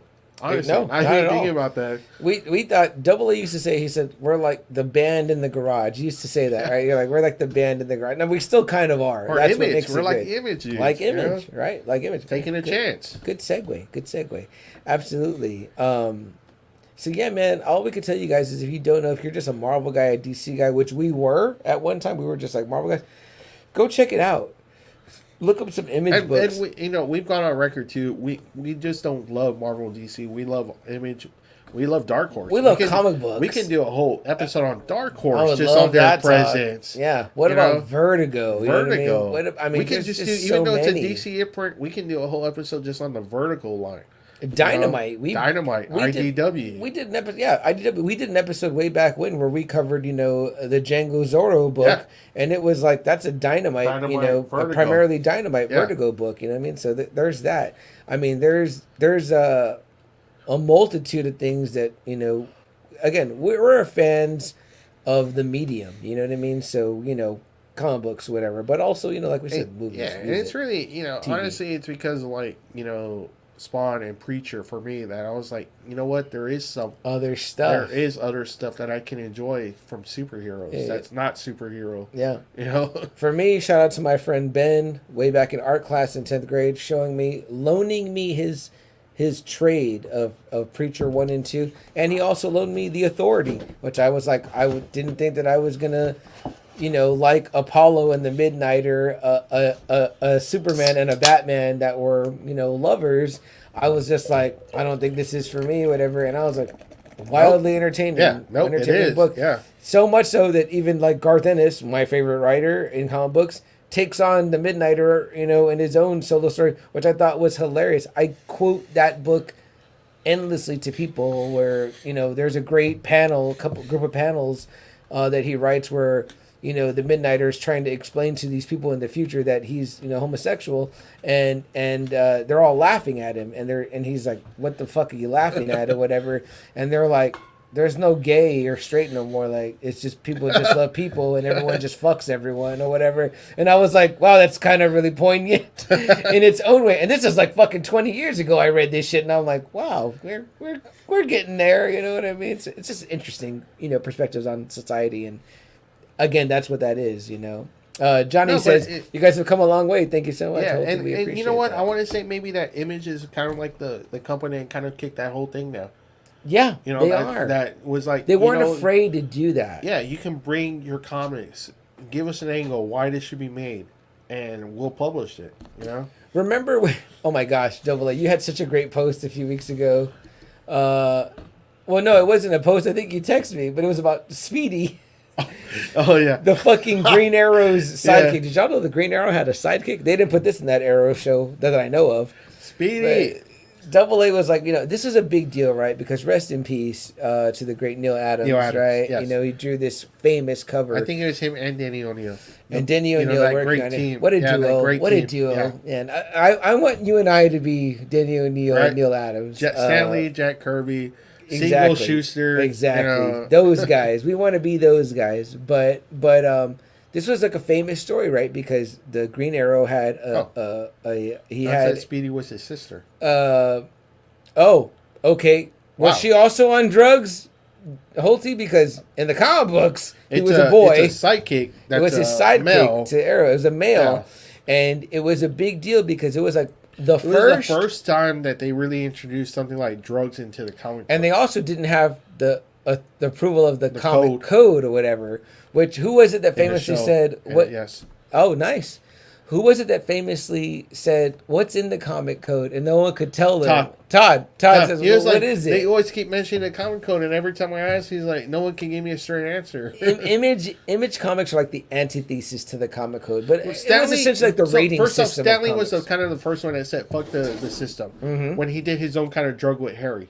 But it wasn't as strong as the Danny O'Neill, Neil Adams. But Stanley was kind of like the first one that said, "You know what? We don't need it." With which book? With Harry, when he was getting into the pills. Oh. Stanley was like, "Fuck I didn't know that predated the code." Speedy. Yeah, he was like, "Fuck the code. We'll publish it." But the Speedy one was more extreme. And it was on the cover. Harry was just the pills. Yeah. This motherfucker is doing heroin. Oh, Speedy was on that gas. He was like, yeah, there's like a needle and the Green Lantern is there, and he's like, "What the fuck, Green Arrow? Pay fucking attention! Yeah, Green Arrow's You're the worst." Green Arrow's like, "My sidekick's a junkie."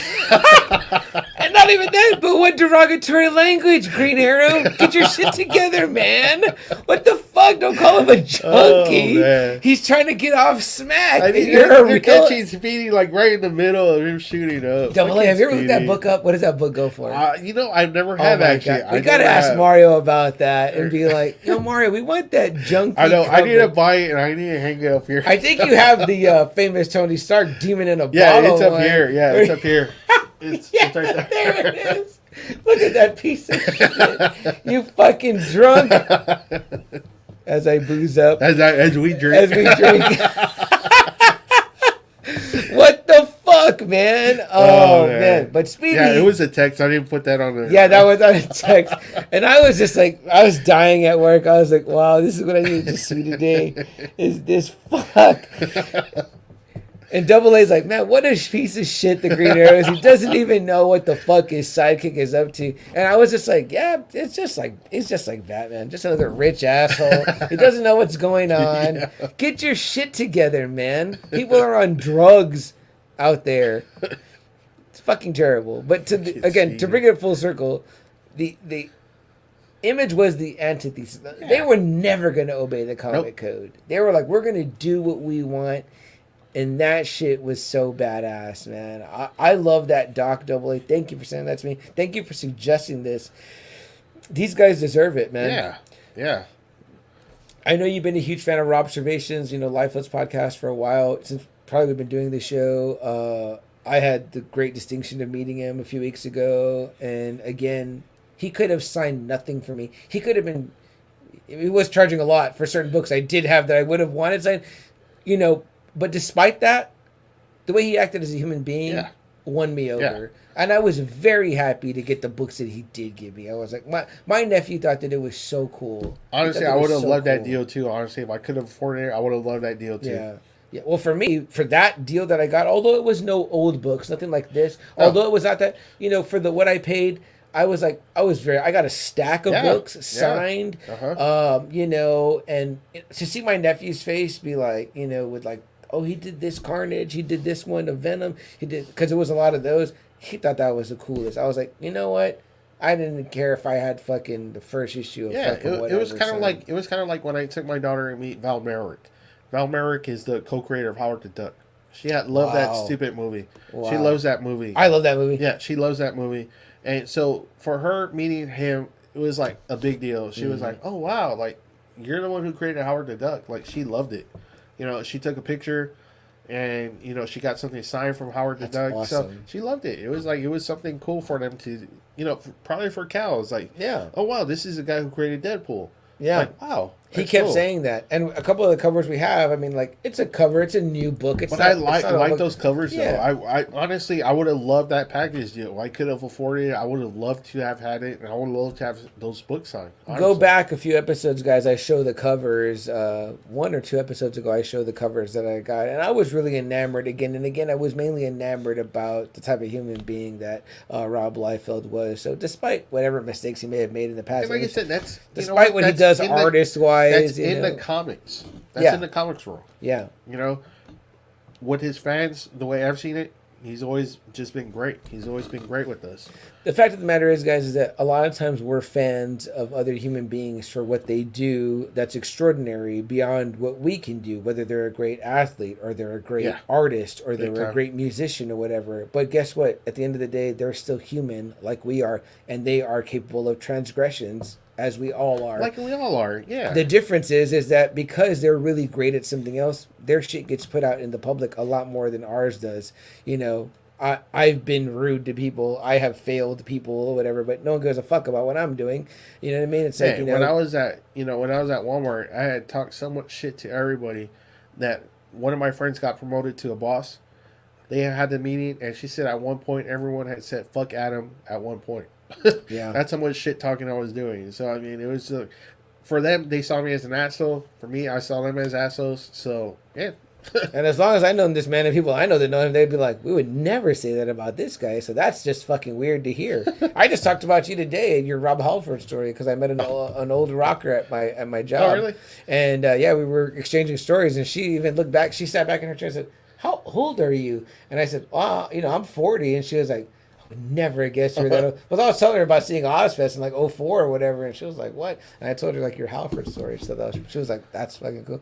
As I said, I told her that I asked you. I said, "What was he buying?" And you were like, "Oh, he had like some black T-shirts in there." He was like, and everybody that was in the group listening to the story, they're like, "Yeah, that's what he would have been buying." I was like, "It's such a great story." I love that story. Go back and listen to that episode too.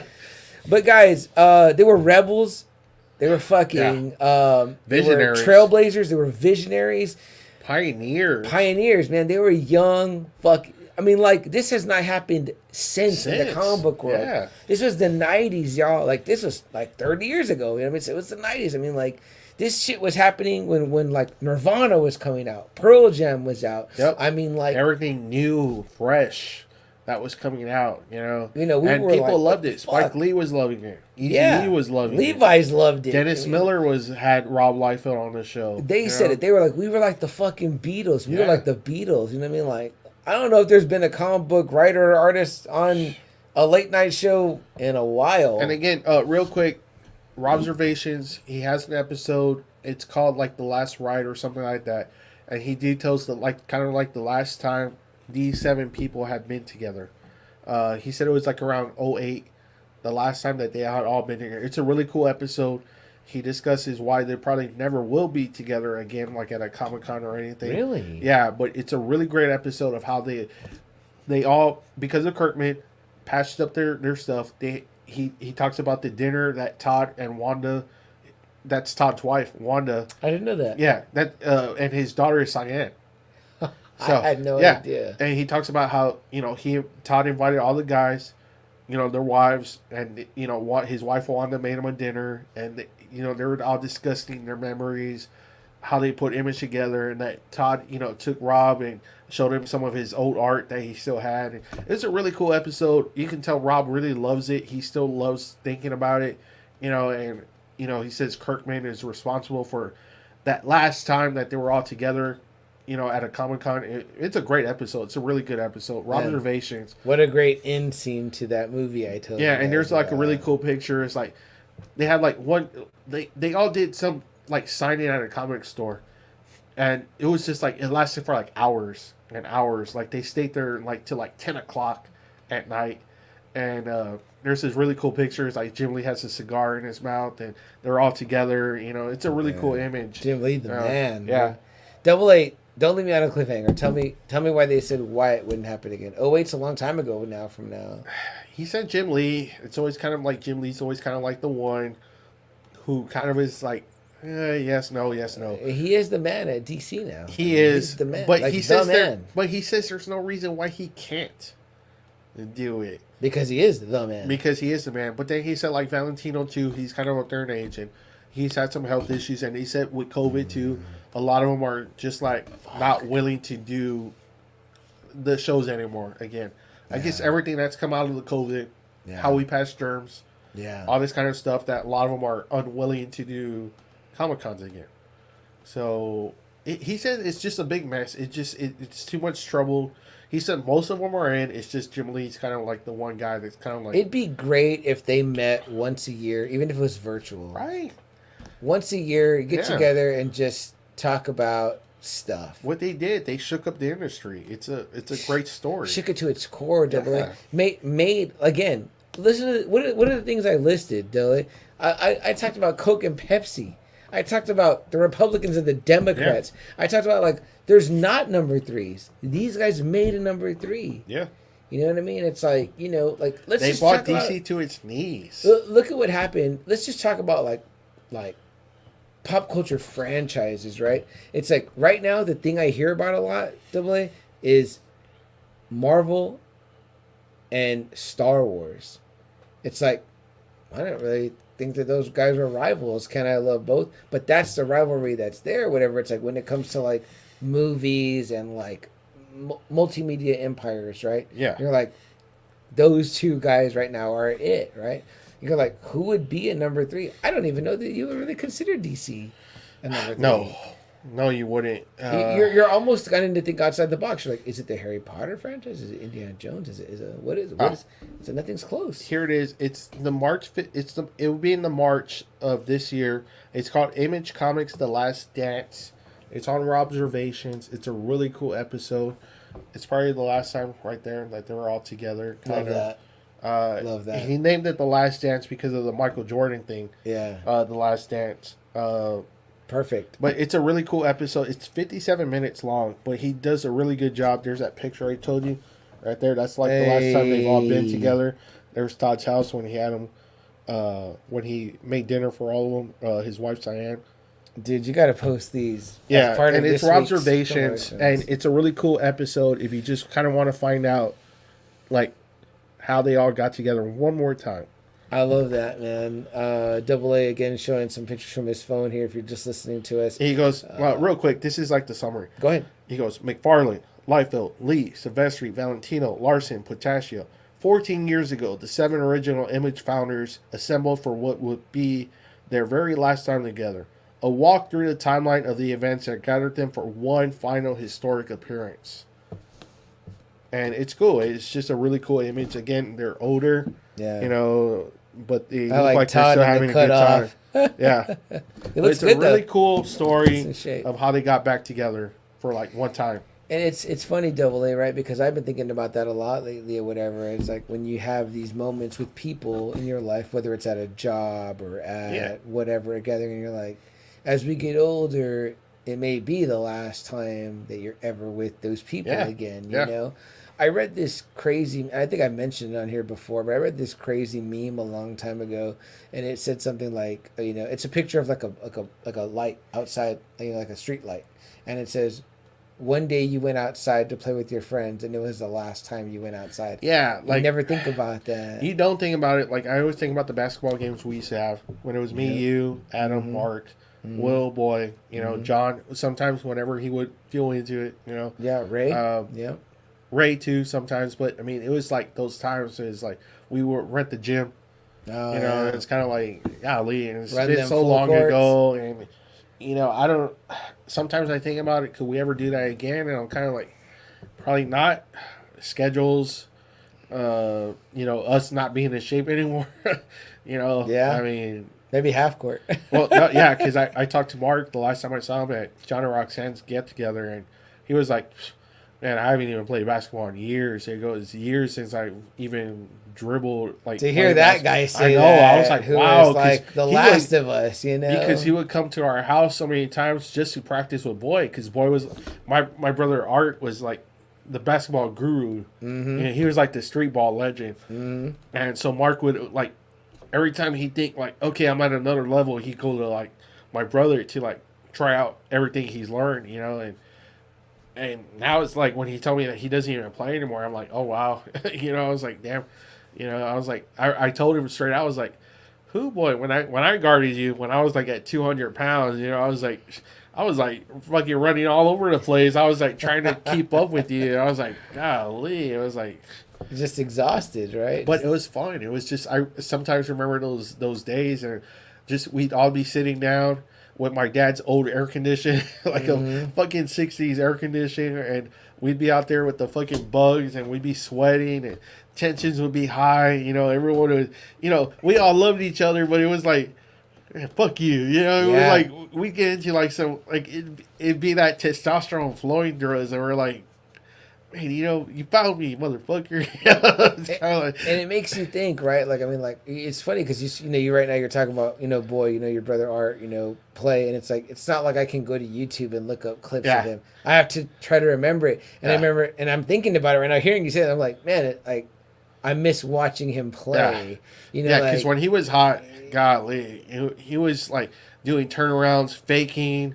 Man, he made Adam look like. Like my brother looked like Akeem Olajuwon on some, dude, some like Sean Bradley dude. I remember my friends from California coming to San Antonio and playing with him, and they had played high school ball in California, and then being like, man, he's like one of the best players we played with. They said, man, one of them said this, and I didn't really get it, but he was like, his game isn't pretty. They're like, but it's effective, and they said it is, and at that time it might have been like the early days of Ginobili. They were like, man, he really plays like Ginobili or whatever. Which I was kind of, in my mind, I was like, should I knew, your brother way before Ginobili. I was like, no, Ginobili kind of plays like him. Yeah, because it was kind of like my brother played like on so many courts with so many different people, strangers, and just learning from that and the way he played, it was like golly, he could have really been like a street ball legend. Honestly, I mean, he was just that good. He practiced. He could have probably been a high school collegiate. He probably could have. Too, honestly, you know what I mean? He wasn't big. He would never. I'm not saying he would be an NBA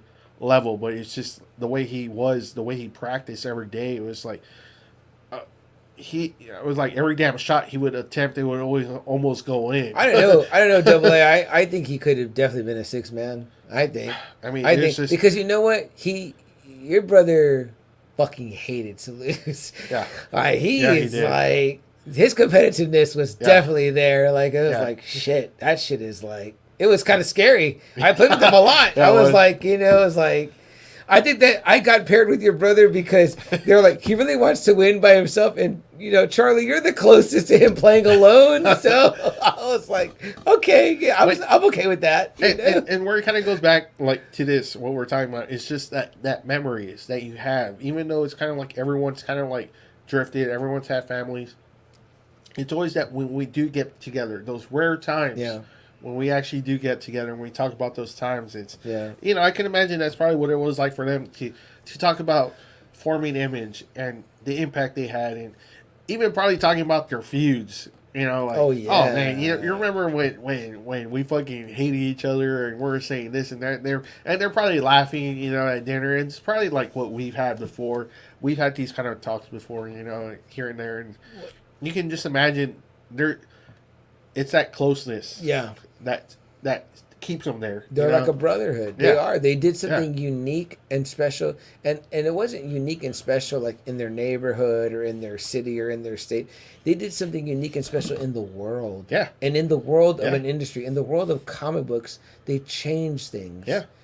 For me, AA, I pray that in our lifetime, one more time, we get together to see, you know, Todd and Rob and Jim and Mark and Eric and Jimmy and Whilce one more time to be together, even if it's virtually, even if it's on a panel at a con where they're separate 6 feet, even if 5 of them are there and 2 are virtual, whatever, one more time to just hear them and just let them run, man. Yeah. Just turn on the thing and record them video, audio, talking and hear them talk about it, because again, guys, like, we can't hear from Siegel and Schuster no more. We can't hear from Lee and Kirby no more. We can't hear from Ditko. We can't hear from, you know, these guys passed, and these guys did something. Number one, it was just fucking cool. It was rebellious. It was rad. It was like, I think that if we'd have been a little bit older, AA, at the time when the craze was there, we would have been at whatever local comic store was here in town to be like, we want to be Image guys and we want to get those books. You know what I mean? Like, you know, it's like one person said on the doc too. It was kind of like, this was something I can actually get into. Mm-hmm. I can be on the ground level. I can start. Right. I can be on the ground level of this revolution that's happening. Right. I mean, that's cool, you know? Yeah, even if your thought process was like, oh, it's a get rich quick for me or whatever, it's like, it still was still pretty fucking badass. But for the real fans, it's kind of like, wow, like I'm on the ground floor of this. You wanted to feel like how maybe your dad or your uncle or whoever got you into comics felt when they first held a Fantastic Four or first saw Spider-Man. Like, they thought that when they were opening an issue of Spawn, they were like, this is a new Spider-Man, like the first time this hero is being read, and it's by me, you know, like that was so cool, and I will forever admire those guys at Image for that, taking a chance, for the balls that they took, because a lot of them absolute fucking balls. Because a lot of them said, Eric Larson said, "Do I really want to do this? I just put a down payment on a house." Jim Lee had said, you know, he had a family. You know, Mark, I think, said he was in a good place where he could do this. Mm-hmm. I mean, it was a risk for a lot of them. You know, they were like, you know, like he even says, I need to sell 60,000 copies of this in order to make what I was making at what X-Men was, you know. And I mean, Jim Valentino was like in his like late 30s, 40s, saying, you know, his wife was saying he was crazy. Yeah. For leaving Marvel. You're leaving the bigs. For something that might not even happen. You know, I mean, it was a huge risk, you know? So absolutely. For the balls that they took, it's awesome. Absolutely. Shit, AA, I don't know, man. I think we've said it all that we've had to say. Sing the praises about the great, great founders and the creation and the company that now is, and the newcomers like Kirkman to Image Comics that there is to say. Unless there's anything else, any final thoughts. Just happy 30 years Image Comics. Hopefully, happy 30 years Image Comics. Hopefully they keep going for a long time. You guys fucking deserve it, man, and you're an inspiration to every young upstart out there and every old upstart out there that hopes to one day leave a mark the way that you guys did. AA, something we always like to say at the end of every show. It's been a little while. And this applies to this big time. Wholeheartedly. Fill me in if I'm missing anything, AA. But one of the things we like to say, guys, is to seize the day. Like the seven did. Absolutely. They wanted something. They wanted to be their own bosses. They wanted to own their creations. They absolutely went and did that. Led, I would say, by Todd McFarlane, and seized the day.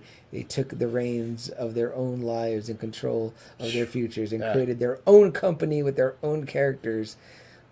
Fucking so cool, man.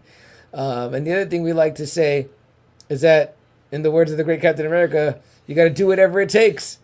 I mean, and obviously they did. They did, yeah. You know what I mean? Whether it meant being Image umbrella and then the smaller companies underneath, you know what I mean? Todd McFarlane Productions, Extreme, Homage, Wild Top Storm, Cow, Wild Storm. Top Cow. Yeah. They did that, man, and they left a unforgettable mark on the industry and the world of comics. And apparently my tacos are ready, so what other better time to say that, guys? But do not forget, guys, be like the founders of Image. Do whatever it takes. Seize the day. The opportunities are there for each and every one of us to go and have exactly what they had. And it's going to be an amazing and fun ride, I think. So for myself, CM Chuck, and Double A. Guys, this has been another super fun episode of Just Another Friday Night. We told ourselves this is going to be a tight one, and we hadn't hit a 3-hour one in a while. It's been a while. We were doing really good about the 2 hours, and the 1.5 hours, whatever. But this one absolutely deserved it. Yeah. You know what? An hour for every year of Image Comics. I'm totally fine and happy with that. Guys, we're Just Another Friday Night. We're a pop culture podcast from San Antonio, Texas. We absolutely love doing what we do, which is coming out here every Friday night and talking comic books, toys, movies, shows, sports sometimes with you guys. We love for you to join us live every Friday night get in the conversation via YouTube, Facebook Live, via our group, the Friday Night Faithful, or our page, Just Another Friday Night. Join in. We want to hear what you have to say about every single thing that we're talking about, whether it be noteworthy or unnoteworthy. But either way, we will see you guys next Friday for another episode. Until then, that's it. Be safe. Do your best to take care of each other and have a drink on us. Cheers, Double A. All right, you guys. Good night. See you next week.